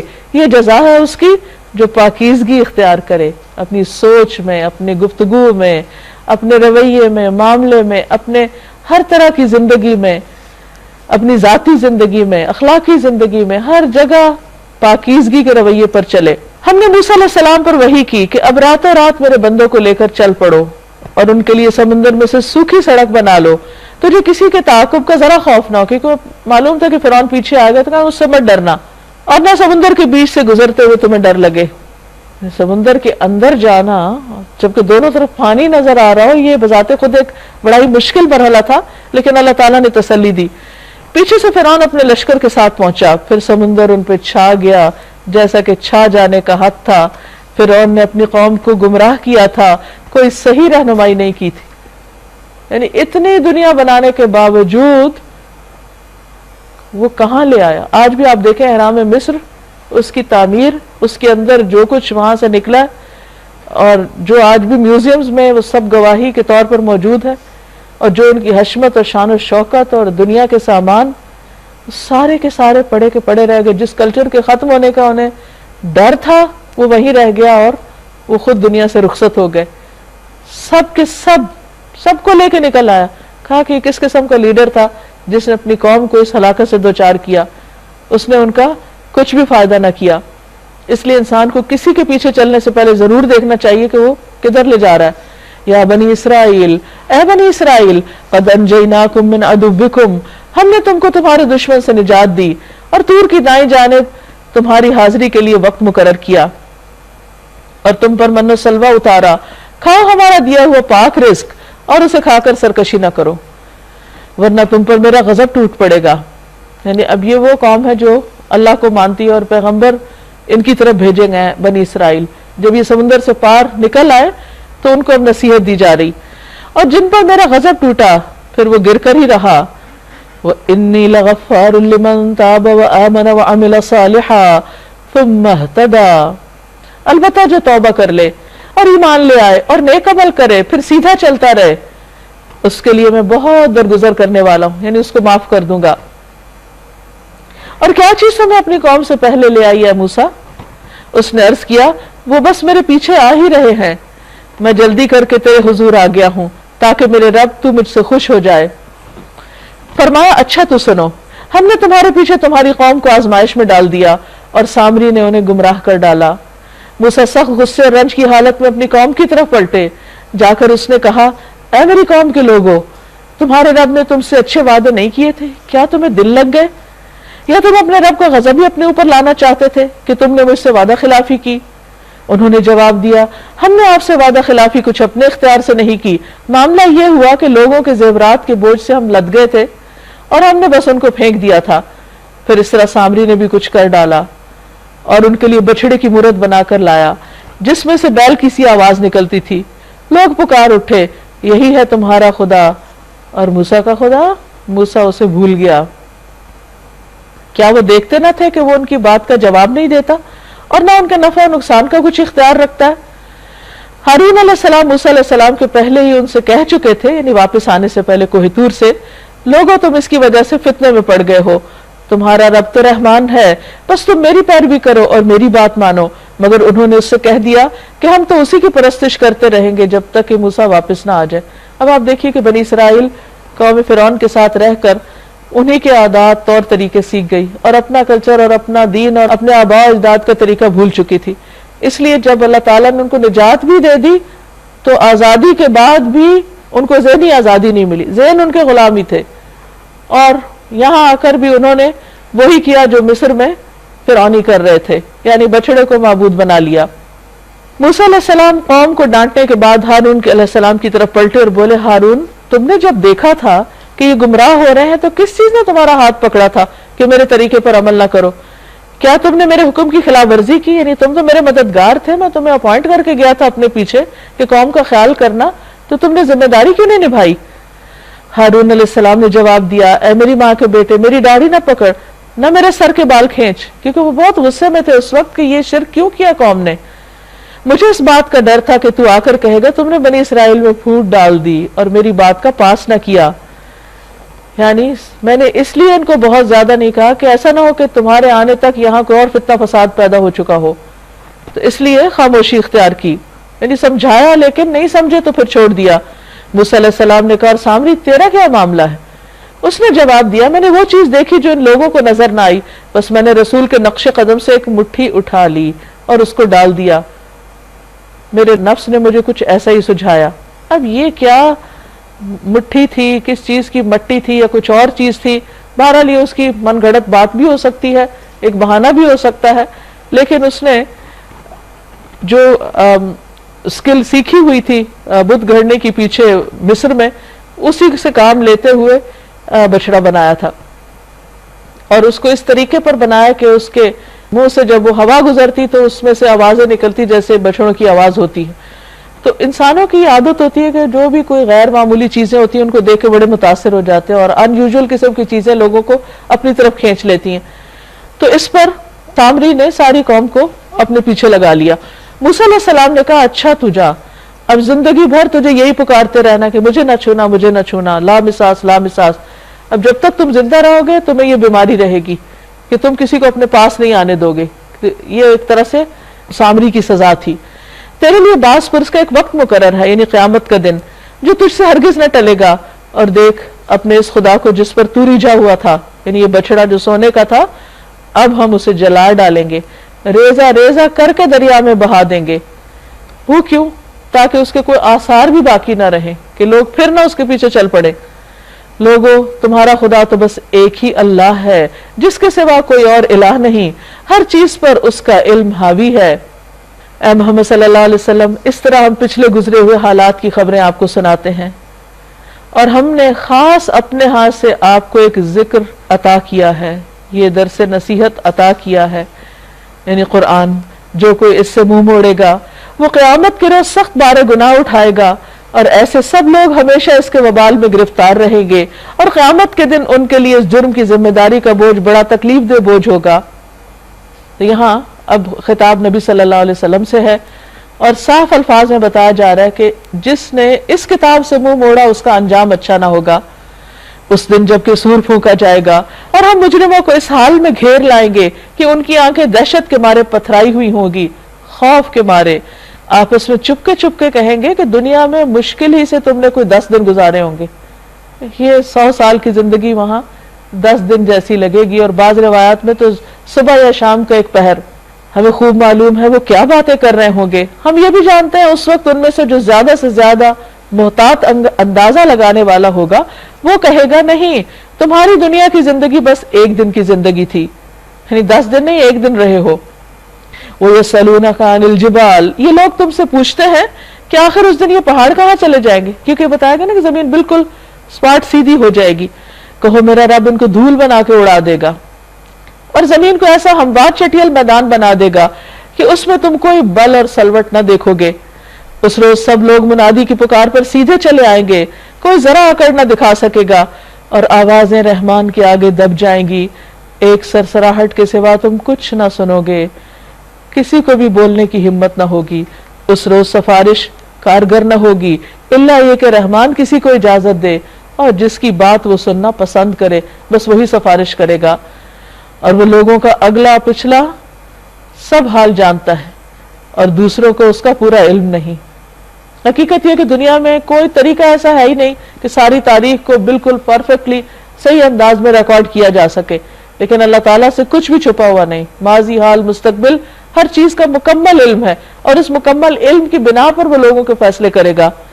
वानतिल वजूहु लिल हय्यिल क़य्यूम, लोगों के सर उस हय्युल क़य्यूम के आगे झुक जाएंगे। वो रब जो जिंदा है, हमेशा जिंदा रहेगा, वो जिसने कायनात को संभाला हुआ है, जो कायम है, कायम रखने वाला है। वक़द ख़ाब मन हमल ज़ुल्मा, नामुराद होगा उस वक्त जिसने कोई जुल्म उठाया हुआ होगा, किसी का हक मारा हुआ होगा, वो उस वक्त सख्त मशक्कत में, मुसीबत में पड़ेगा। वमन यअमल मिनस्सालिहात, और जो नेक अमल करेगा, वहुव मुमिनुन, और वो मोमिन होगा, फला यखाफु ज़ुल्मन वला हद्मा, तो उसको किसी भी जुल्म या हक तलफी का खौफ ना होगा, क्योंकि उसने किसी का हक नहीं मारा, ना अल्लाह का ना बंदों का, उसने फेयर जिंदगी गुजारी। तो ईमान के साथ जब वो वहां अल्लाह के हुजूर हाजिर होगा अपने नामा अमाल के साथ, तो उसके साथ इंसाफ किया जाएगा। और मोहम्मद सल्लल्लाहु अलैहि वसल्लम इसी तरह हमने इसे कुरान अरबी बनाकर नाजिल किया है और इसमें तरह तरह से तंबीहात की हैं, शायद लोग गलत रास्ते पे चलने से बच जाएं या उनमें कुछ होश के आसार इसकी बदौलत पैदा हो, यानी उन्हें कुछ समझ आ जाए बात, वो अपनी गफलत से बाहर आ जाएं। फतआलल्लाहुल मलिकुल हक, बस बाला बरतर है अल्लाह बादशाह हकीकी। वला ताजल बिल कुरआन मिन क़ब्ल अन युक़दा इलैका वहयु, और देखिए कुरान पढ़ने में जल्दी ना किया करें जब तक वो तुम्हारी तरफ उसकी वही तकमील को ना पहुंच जाए, यानी बात मुकम्मल ना हो जाए। वक़ुल रब्बि ज़िदनी इल्मा, और दुआ कीजिए ऐ परवरदिगार मुझे मजीद इल्म अता कर। यानी अल्लाह सुब्हानहू व तआला नबी सल्लल्लाहु अलैहि वसल्लम को फरमा रहे हैं कि आप मजीद इल्म की दुआ करें। हालांकि आप अल्लाह के रसूल हैं, चुने हुए हैं, सबसे बेहतरीन इंसान हैं, लेकिन आपके लिए भी पसंदीदा क्या है कि और ज्यादा इल्म में इजाफा। तो यहाँ एक बात ये भी समझनी चाहिए कि जो चीज अल्लाह ताला ने अपने हबीब मोहम्मद सल्लल्लाहु अलैहि वसल्लम के लिए पसंद की वो सबसे बेहतरीन होगी, क्योंकि आप अल्लाह के महबूब थे। तो अपने महबूब के लिए कोई बेहतरीन चीज ही पसंद करता है, तो उनको अगर ये दुआ सिखाएगी तो हम सबको भी अपने लिए पढ़नी चाहिए, अपने बच्चों को भी सिखानी चाहिए कि वो अगर compete करे तो इल्म में आगे बढ़े, तो इल्म में, क्योंकि नॉलेज इज पावर। इल्म जो है वो इंसान के लिए दुनिया में भी इज्जत का जरिया है और आखिरत में भी, अगर वो सही बुनियादों पर दुरुस्त इल्म हो और उसके मुताबिक इंसान की जिंदगी भी सही डायरेक्शन पर हो। हमने इससे पहले आदम अलैहिस्सलाम को एक हुक्म दिया था, मगर वो भूल गए और हमने उसमें अज़्म ना पाया, यानी इरादे में पुख्तगी ना पाई। याद करो वो वक्त जबकि हमने फरिश्तों से कहा था कि आदम को सजदा करो, सब सजदे में गिर गए, मगर एक इब्लीस था कि इनकार कर बैठा। अब आप देखिए कि इब्लीस का कसूर क्या था कि उसने आदम को सजदा नहीं किया था। तो जो लोग अल्लाह के आगे सजदा ना करें फिर वो कितना बड़े जुर्म का इर्तिकाब करते हैं। इस पर हमने आदम से कहा, देखो ये तुम्हारा और तुम्हारी बीवी का दुश्मन है, ऐसा ना हो कि ये तुम्हें जन्नत से निकलवा दे और तुम मुसीबत में पड़ जाओ। हालांकि आदम अलैहिस्सलाम अल्लाह को मानते थे, सब अच्छे काम करते थे, ये फरमाया लेकिन अगर इसकी बात मानी तो ये तुम्हारे लिए आखिरी अंजाम को खराब ना कर दे। यहाँ तो तुम्हें ये आसाइशें हासिल हैं कि ना भूखे नंगे रहते हो, ना प्यास और धूप की तपिश भी तुम्हें नहीं सताती। लेकिन शैतान ने उनको फिसला दिया, कहने लगा आदम बताऊं तुम्हें वो दरख्त जिससे अबदी जिंदगी और लाजवाल सल्तनत हासिल होती है। यानी ऐसे खूबसूरत अल्फाज में उसने झूठ बोला कि वो उस पर एतबार कर गए। आखिरकार दोनों मियां बीवी उस दरख्त का फल खा गए। यहाँ ये याद रखिए कि कुरान आदम और हव्वा दोनों को बराबर के जिम्मेदार ठहराता है, जबकि बाज लोगों के ख्याल में हजरत हव्वा ने शायद आदम को फिसलाया था। कुरान इसकी तरदीद करता है। नतीजा यह हुआ कि फौरन ही उनके सतर एक दूसरे के आगे खुल गए, बेलिबास हो गए और लगे दोनों अपने आप को जन्नत के पत्तों से ढांकने, क्योंकि फितरत में हया है इंसान की, यानी शर्म हया का मादा जो है ये बाद में एक्वायर नहीं किया गया बल्कि अल्लाह ने दिल में डाला है। اسی لیے جب جنت کا لباس اترا تو پتوں سے خود کو چھپانے لگے. آدم نے اپنے رب کی نافرمانی کی اور سیدھی راہ سے دور ہو گئے. پھر اس کے رب نے اس کو چن لیا، اس کی توبہ قبول کر لی، اس کو ہدایت بخشی. یہ سب ہمارے لیے ایک بہترین مثال ہے کہ اگر کہیں بھی بھول جائے انسان اور شیطان کے پھسلن کی وجہ سے کہیں پھسل جائے تو پھسلا نہ رہے، بھٹکا نہ رہے، واپس پلٹے. اللہ تعالیٰ توبہ قبول کرنے والا ہے. قال اهبطا منها جميعا بعضكم لبعض عدو، فرمایا کہ یہاں سے اتر جاؤ، تم ایک دوسرے کے دشمن رہو گے. یعنی شیطان انسان کا، انسان شیطان کا. اب اگر میری طرف سے تمہیں کوئی ہدایت پہنچے، فَإِمَّا يَأْتِيَنَّكُم مِّنِّي هُدًى، میری طرف سے اگر تمہارے پاس ہدایت آئے، رہنمائی آئے، پیغمبر کی شکل میں یا کتاب کی شکل میں، فَمَن تَبِعَ هُدَايَا، تو جو میری ہدایت کی پیروی کرے، فَلَا يَضِلُّ وَلَا يَشْقَى، تو نہ وہ بھٹکے گا نہ وہ بدبخت ہوگا. انسان کی خوش قسمتی کس میں ہے؟ اللہ کی ہدایت کی پیروی کرنے میں. اس کے برعکس وَمَنْ أَعْرَضَ عَنْ ذِكْرِي، جو میرے ذکر سے منہ موڑ جائے گا، بے رخی اختیار کرے گا، منہ پھیر لے گا، فَإِنَّ لَهُ مَعِيشَةً ضَنْكَا، اس کے لیے دنیا میں تنگ زندگی ہوگی. تنگی سے مراد مال و دولت کی کمی نہیں ہے، بہت کچھ ہونے کے باوجود اس کا سینہ تنگ ہوگا، اس کی زندگی پریشان کن ہوگی. وَنَحْشُرُهُ يَوْمَ الْقِيَامَةِ أَعْمَى، قیامت کے روز ہم اسے اندھا اٹھائیں گے کیونکہ دنیا میں اندھا بنا رہا. قال رب لما حشرتنی اعمی، انسان بولے گا، انسان عرض کرے گا یا رب مجھے اندھا کیوں اٹھایا گیا، میں دیکھ کیوں نہیں پا رہا. وقد كنت بصیرا، میں تو آنکھوں والا تھا، میں تو دیکھتا تھا. قال كذلك اتتك آیاتنا فنسیتها، اللہ تعالیٰ فرمائے گا ہاں اسی طرح تو ہماری آیات کو جبکہ وہ تیرے پاس آئی تھی تو نے بھلا دیا تھا. یعنی تو نے میری کتاب کو بھلائے رکھا، میری کتاب کو اگنور کیا، اس کو پیٹ پیچھے ڈال دیا. وَكَذَلِكَ الْيَوْمَ تُنْسَى، تو آج تم بھی بھلائے جاتے ہو. یعنی جیسا تم نے میرے ساتھ، میری کتاب کے ساتھ سلوک کیا ویسا اب تمہارے ساتھ ہوگا. عدلے کا بدلہ، ایسے کو تیسا، کوئی ظلم نہیں ہے، یہ تم سب اپنے لیے خود یہ کما کے لائے ہو. وَكَذَلِكَ نَجْزِي مَنْ أَسْرَفَ، اس طرح ہم حد سے گزرنے والے اور اپنے رب کی آیات نہ ماننے والے کو بدلہ دیتے ہیں. یعنی دنیا میں بھی اور آخرت کا عذاب زیادہ سخت اور دیر پا ہے. پھر کیا ان لوگوں کو تاریخ کے سبق سے کوئی ہدایت نہ ملی کہ ان سے پہلے کتنی ہی قوموں کو ہم ہلاک کر چکے ہیں جن کی برباد شدہ بستیوں میں آج یہ چلتے پھرتے ہیں. آثار قدیمہ کے نشان دنیا بھر میں بکھرے ہوئے ہیں.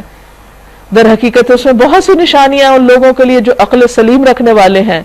اگر تیرے رب کی طرف سے ایک بات پہلے طے نہ کر دی گئی ہوتی اور مہلت کی ایک مدت مقرر نہ کی جا چکی ہوتی تو ضرور ان کا بھی فیصلہ چکا دیا جاتا. پس اے محمد صلی اللہ علیہ وسلم جو باتیں یہ لوگ بناتے ہیں ان پہ صبر کیجئے اور اپنے رب کی حمد و ثنا کے ساتھ اس کی تسبیح کیجئے سورج نکلنے سے پہلے اور غروب ہونے سے پہلے.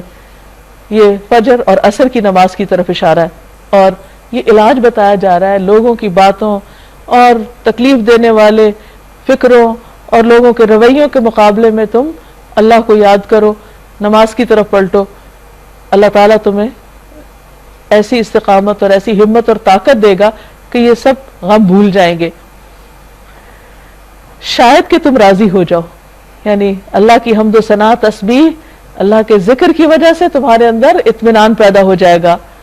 اور نگاہ اٹھا کے بھی نہ دیکھو دنیاوی زندگی کی اس شان و شوکت کو جو ہم نے ان میں سے مختلف قسم کے لوگوں کو دے رکھی ہے. وہ تو ہم نے انہیں آزمائش میں ڈالنے کے لیے دی ہے اور تیرے رب کا دیا ہوا رزق حلال ہی بہتر اور پائندہ تر ہے. وَأْمُرْ أَهْلَكَ بِالصَّلَاةِ وَاسْتَبِرْ عَلَيْهَا، اپنے اہل و عیال کو نماز کی تلقین کرو اور خود بھی اس کے پابند رہو. یعنی جو کسی کو کام کرنے کے لیے کچھ کہے تو خود بھی کرے. ہم تم سے کوئی رزق نہیں چاہتے، رزق تو ہم تمہیں دے رہے ہیں. یعنی اللہ کو تمہارے دنیا کے رزق کی ضرورت نہیں ہے، وہ تو اللہ کا دیا ہوا ہے سب کو. اللہ نے تمہیں جس مقصد کے لیے پیدا کیا ہے وہ ہے اس کی عبادت، اس کی اطاعت، اس کی فرما برداری، اس کے ساتھ وفاداری، اور انجام کی بھلائی تقوی ہی کے لیے ہے. وہ کہتے ہیں یہ شخص اپنے رب کی طرف سے کوئی نشانی کیوں نہیں لاتا، اور کیا ان کے پاس اگلے صحیفوں کی تمام تعلیمات کا بیان واضح آ نہیں گیا؟ اگر ہم اس کے آنے سے پہلے ان کو کسی عذاب سے ہلاک کر دیتے تو پھر یہی لوگ کہتے کہ اے ہمارے پروردگار تو نے ہمارے پاس کوئی رسول کیوں نہ بھیجا کہ ذلیل و رسوا ہونے سے پہلے ہی ہم تیری آیات کی پیروی اختیار کر لیتے. قل کل متربص فتربصوا، کہہ دیجئے سب انتظار کر رہے ہیں، تم بھی انتظار کرو. فستعلمون، پس ان قریب تم جان لوگے، من اصحاب الصراط السوی ومن اہتدی، کون ہے جو سیدھی راہ چلنے والے ہیں اور کون ہدایت یافتہ ہیں. یعنی آج اگر دنیا میں یہ واضح نہیں ہو رہا تو جلد ہی پتہ چل جائے گا کہ کون اللہ کے راستے پہ چل رہا ہے، اور اس کا انجام اس کو بتا دے گا کہ وہ ٹھیک ہی کر کے آیا ہے. وآخر دعوانا ان الحمدللہ رب العالمین. اس کے ساتھ ہی ہمارا یہ پارہ مکمل ہوا. اب آپ میں سے کوئی اگر اپنے خیالات کا اظہار کرنا چاہے، کوئی ریفلیکشن دینا چاہے، کچھ بھی بتانا چاہے تو موسٹ ویلکم. آج سے پہلے میں یہ سوچا کرتی تھی کہ نیکی کا اجر صرف آخرت میں ملتا ہے، دنیا میں نہیں ملتا. جسے کہا جاتا ہے نا نیکی کا زمانہ نہیں ہے. لیکن سورہ کہف پڑھنے کے بعد میرے کانسیپٹ کلیئر ہوا ہے کہ نیکی کا اثر نسلوں تک جاتا ہے. جیسے خضر علیہ السلام نے 2 یتیم لڑکوں کی دیوار اس لیے کھڑی کر دی تھی کہ ان کے والدین نیک تھے، تو ان کے اجر کے طور پر. تو خضر علیہ السلام کے ایک اور واقعہ ہے کہ خضر علیہ السلام نے ایک لڑکے کو اس لیے قتل کر دیا تھا کہ اس کے ماں باپ نیک تھے، اور یہ بچہ بڑا ہونے کے بعد اپنے ماں باپ کو بھٹکانے کا باعث بن جاتا. تو بعض اوقات نقصان میں بھی ہمارے لیے خیر ہوتی ہے. اگر یہ چیز ہمارے اندر آ جائے نا تو سوچ دنیا کے غم نہ رہے، پازیٹیو سوچ ہو جائے اور شکر گزاری آ جائے. مجھے سورہ کہف، سورہ مریم اور سورہ طٰہٰ تینوں میں جو ایک چیز بہت زیادہ اسٹرائک کی وہ یہ تھی کہ اسباب. ہم اللہ تعالیٰ سے جب دعا کرتے ہیں نا تو ہم پہلے یہ سوچتے ہیں کہ یہ ہو سکتا ہے، پھر ہم دعا کرتے ہیں. لیکن تینوں صورتوں میں ہم نے جتنے انبیاء کرام کے حالات کے بارے میں پڑھا، انہوں نے اللہ تعالیٰ پر مکمل بھروسہ کر کے اور اللہ تعالیٰ سے دعا کی، اور جو چیزیں امپاسبل تھیں اللہ تعالیٰ نے ان کے لیے خود بخود اسباب مہیا کر دیے. تو ہمیں اللہ تعالیٰ پہ پورا یقین کر کے اور اخلاص اور تقوی کے ساتھ اللہ تعالیٰ سے دعا کرنی چاہیے. اور وہی مطلوب ہے، جیسے کہ پل صراط کی بات کی گئی کہ پل صراط کو وہی لوگ پار کر سکتے ہیں جن میں تقوی ہوگا. تو انشاءاللہ تعالیٰ ہمیں اسی طرح دعا کرنی چاہیے اللہ تعالیٰ سے. اکثر لوگوں کو دیکھا ہے کہ اپیئرنسز پہ زیادہ امپورٹنس دیتے ہیں اور اندر سے ان کی نفس کی اصلاح نہیں ہوتی، مگر دوسرے لوگ جو ہیں بیکاز آف دیئر اپیئرنس وہ ان کو بہت متقی اور پرہیزگار دیتے ہیں، قرار دیتے ہیں. تو اس چیز پہ تھوڑا سا مجھے اس میں یہ کہ بیلنس ہونا چاہیے. دونوں ہی چیزیں اپنی جگہ اہم ہیں، ظاہر بھی اور باطن بھی، کیونکہ کوئی ایک چیز بھی کم ہوگی تو وہ پھر بیلنس خراب ہو جائے گا. ایک بات جو بہت اچھی لگی آج میرے لیے نئی تھی، وہ یہ کہ مومن جو ہے وہ کبھی بھی ریٹرن کے لیے جو ہے نا کہ اس کو جب آگے سے ملے گا تو وہ نیکی کنٹینیو کرے گا. عموماً یہ ہوتا ہے کہ نیکی کرتے رہتے ہیں لیکن پھر وہ کنٹینیوٹی نہیں رہتی، لیکن وہ ہمیشہ ایسا رویہ سامنے آتا ہے تم چھوڑ دیتے ہیں، وہ چھوڑ دیتا ہے. لیکن مومن جو ہے وہ کنٹینیو کرتا رہتا ہے، بغیر اصول کا پابند ہوتا ہے، لوگوں کے طرز عمل کا پابند نہیں فرائض ہوتا، اپنے پورے انجام دیتا ہے وہ. صحیح. مجھے یہ سمجھ میں آیا کہ جب انسان سے کوئی غلطی ہو جائے یا کوئی گناہ ہو جائے تو مایوس ہو کر بیٹھنا نہیں چاہیے، اللہ تعالیٰ سے معافی مانگنی چاہیے اس یقین کے ساتھ کہ اللہ تعالیٰ معاف کر دیں گے. اور پھر جب اس چیز کو بھول کر آگے بڑھنے لگتے ہیں تو پھر ایک اور ہمت آ جاتی ہے کہ اب ہم نے کام کرنا ہے، اور جو بھول ہم سے ہو گئی ہے اس کو ہم نے آئندہ ریپیٹ نہیں کرنا انشاءاللہ.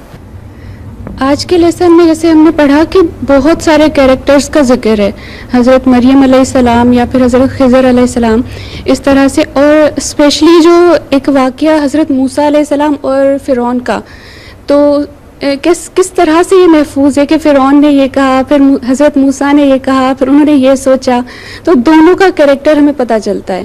تو اسی طرح میں سوچتی ہوں کہ ہمارا اعمال نامہ بھی اسی طرح ہوگا کہ بہت ہی مختصر لفظوں میں پوری بات سامنے آ جاتی ہے. واٹ ایور وی ڈو وہ سب کچھ محفوظ ہو رہا ہے اور وہ سامنے آئے گا اسی طرح سے. بیسکلی آج جیسے تینوں جو صورتیں یعنی سورہ کہف کا تھوڑا سا پارٹ اور باقی جو دونوں صورتیں ون گو میں جو پڑھی ہیں نا، تو اس میں بیسکلی یہ پتہ چل رہا ہے، مجھے جو فیل ہوا کہ ہر فیصلہ جو اللہ تعالیٰ کا ہوتا ہے نا وہ حکمت پر مبنی ہوتا ہے. اب وہ انسان کے اوپر ہے کہ وہ اس فیصلے کو، وہ اس کے لیے تو آزمائش ہے انسان کے لیے، تو انسان بھی ڈیپینڈ کرتا ہے کہ وہ اس کو صبر کے ساتھ لے کے چلتا ہے یا بے صبری کے ساتھ. کیونکہ وہ تو نافذ ہونا ہی ہے, اللہ تعالیٰ نے جو ڈیسائیڈ کر لیا ہے. تو اب وہ انسان کے اوپر ہے, وہ اس کا عمل پھر ڈیسائیڈ کرے گا کہ اس نے آگے جا کے اس کو کس طرح سے جنہ لے کے چلنا ہے. سورہ طٰہٰ میں جو ہمیں ایک پکچر سٹوری ملتی ہے حق اور باطل کی ایک جنگ, جس میں ہمارے لیے ایز ہیومن بینگز ایک بہت بڑا لیسن ہے کہ حضرت موسیٰ جب کہ نبی تھے تو ان کے دل میں جو اللہ کا خوف تھا, جو متقی تھے, اور کس طرح سے وہ ہر لمحے اللہ تعالیٰ سے مدد مانگ کے آگے بڑھے, اور اتنی بڑی بڑی طاقتوں کا جیسے ہمیں بھی مقابلہ دنیا میں کرنا پڑتا ہے, تو انہوں نے فرعون کا مقابلہ, اتنی شان و شوکت والے کا مقابلہ اللہ تعالیٰ سے مدد مانگ کے کیا, مگر جہاں اللہ کا حکم تھا, جہاں پہ حق کی بات تھی, وہاں پہ وہ نہیں ڈرے, اور انہوں نے حق اور باطل کی کس طرح سے جنگ ہوئی اور اللہ تعالیٰ نے کس طرح سے مسلمانوں کا ساتھ دیا, اور جیت ایونچولی جو ہے وہ حق کی ہی ہوتی ہے, اور جہاں پہ اللہ کی مدد آتی ہے وہاں پہ باطل جو ہے وہ نہیں فلرش کر سکتا. آج جتنی بھی سٹوریز پڑھی, اسپیشلی سورہ کہف اور اس کے بعد سورہ طٰہٰ اور سورہ مریم, مجھے ایسا لگ رہا تھا کہ اس میں ہماری تھنکنگ جو ہے, ہماری سوچ بہت امپورٹنٹ رول پلے کرتی ہے, کیونکہ ہم جو سوچتے ہیں وہی ہمارے آئیڈیاز اور پھر ہمارے ایکشنز بن جاتے ہیں. اور اگر ہم اپنی سوچ یعنی ہمارا جو فاؤنڈیشن ہے اس کو ہی ہم لوگ کریکٹ کریں کہ نہیں, if I can do this, اگر میری سوچ میں یہ ہے دین آئی ول انشاءاللہ. تو جب تک اپنی سوچ میں ہم لوگ پازیٹیوٹی نہیں لائیں گے تو آئی گیس ہم لوگ آگے نہیں بڑھ سکتے. تو اپنی فاؤنڈیشن کو اسٹرانگ کرنے کی ضرورت ہے, اور یہ ایٹیٹیوڈ اپنے اندر کی ڈیولپ کرنے کی ضرورت ہے. مجھے سورہ طٰہٰ کی آیات اتنی انسپائرنگ لگیں. آج کی اس لیکچر میں, اس صورت میں جو سب سے زیادہ مجھے غالب نظر آئی چیز, وہ اللہ کی اپنے بندے سے محبت. سورت کے شروعات میں ہی اللہ تعالیٰ کہتے ہیں کہ میں نے قرآن اس لیے نازل نہیں کیا کہ بندہ مشکل میں پڑ جائے. اور پھر حضرت موسیٰ علیہ السلام کے واقعے میں ایک ایک واقعہ جو بیان کیا, مطلب کہ اتنی آزمائشیں آئیں ان پر, اتنی مشکلات, جہاں اللہ تعالیٰ ان کو بلاتے ہیں اور ان کو بتاتے ہیں. اتنا بڑا ایونٹ تھا ان کے لیے یہ ایسی چیز کا ریویل ہونا حضرت موسیٰ علیہ السلام کے لیے, لیکن اللہ تعالیٰ نے ان کو ایسی تسلی دی ہے, اور سارا وقت ایسا لگا جیسے اللہ تعالیٰ نے ان کو تھاما ہوا ہے. ان کی مدر کے اوپر اتنا بڑا وقت آیا کہ ان کے دل پہ بندے کتنا بھاری گزرا ہوگا یہ اپنے بچے کو اپنے آپ سے الگ کرنا, لیکن وہاں بھی اللہ تعالیٰ نے ان کو ایسی تسلی دی. اور آگے پھر اللہ تعالیٰ نے شیطان کا واقعہ بیان کر کے اپنے بندے سے بھی وہی لو, وہی کیئر شو کیا ہے کہ وہ گمراہی سے بچ جائے. آگے پھر اللہ تعالیٰ اس کو مشکلات میں ہمت پیدا کرنے کے لیے, اللہ تعالیٰ سے قریب ہونے کے لیے طریقے بتا رہے ہیں. تو اتنا لو, اتنی محبت اللہ تعالیٰ کے اپنے بندے کے لیے, اور وہی بندہ ہے جو دنیا کی دوڑ میں اتنا مگن ہے کہ 2 گھڑی نہیں نکال سکتا اپنے اللہ کو یاد کرنے کے لیے. مجھے یہ چیز نے بہت انسپائر کیا کہ صرف سستی کے مارے, صرف دنیا میں مصروف ہو کر ہم نمازیں قضا کر دیتے ہیں. ناظرین, اس کے ساتھ ہی ہمارے آج کے پروگرام کا وقت ختم ہوتا ہے. آپ سے اجازت چاہتے ہیں. اللہ تعالیٰ سے دعا ہے کہ ہم نے جو کچھ سیکھا اور ان سچے واقعات سے جو زندگی کے حقائق ہمارے سامنے آئے اور خوبصورت نمونے ہم نے دیکھے, اللہ تعالیٰ ہمیں ان سے بہترین سبق لے کر بہترین عمل کی توفیق عطا فرمائے. آپ سب کے لیے دعائیں, نیک تمنائیں. السلام علیکم ورحمۃ اللہ وبرکاتہ.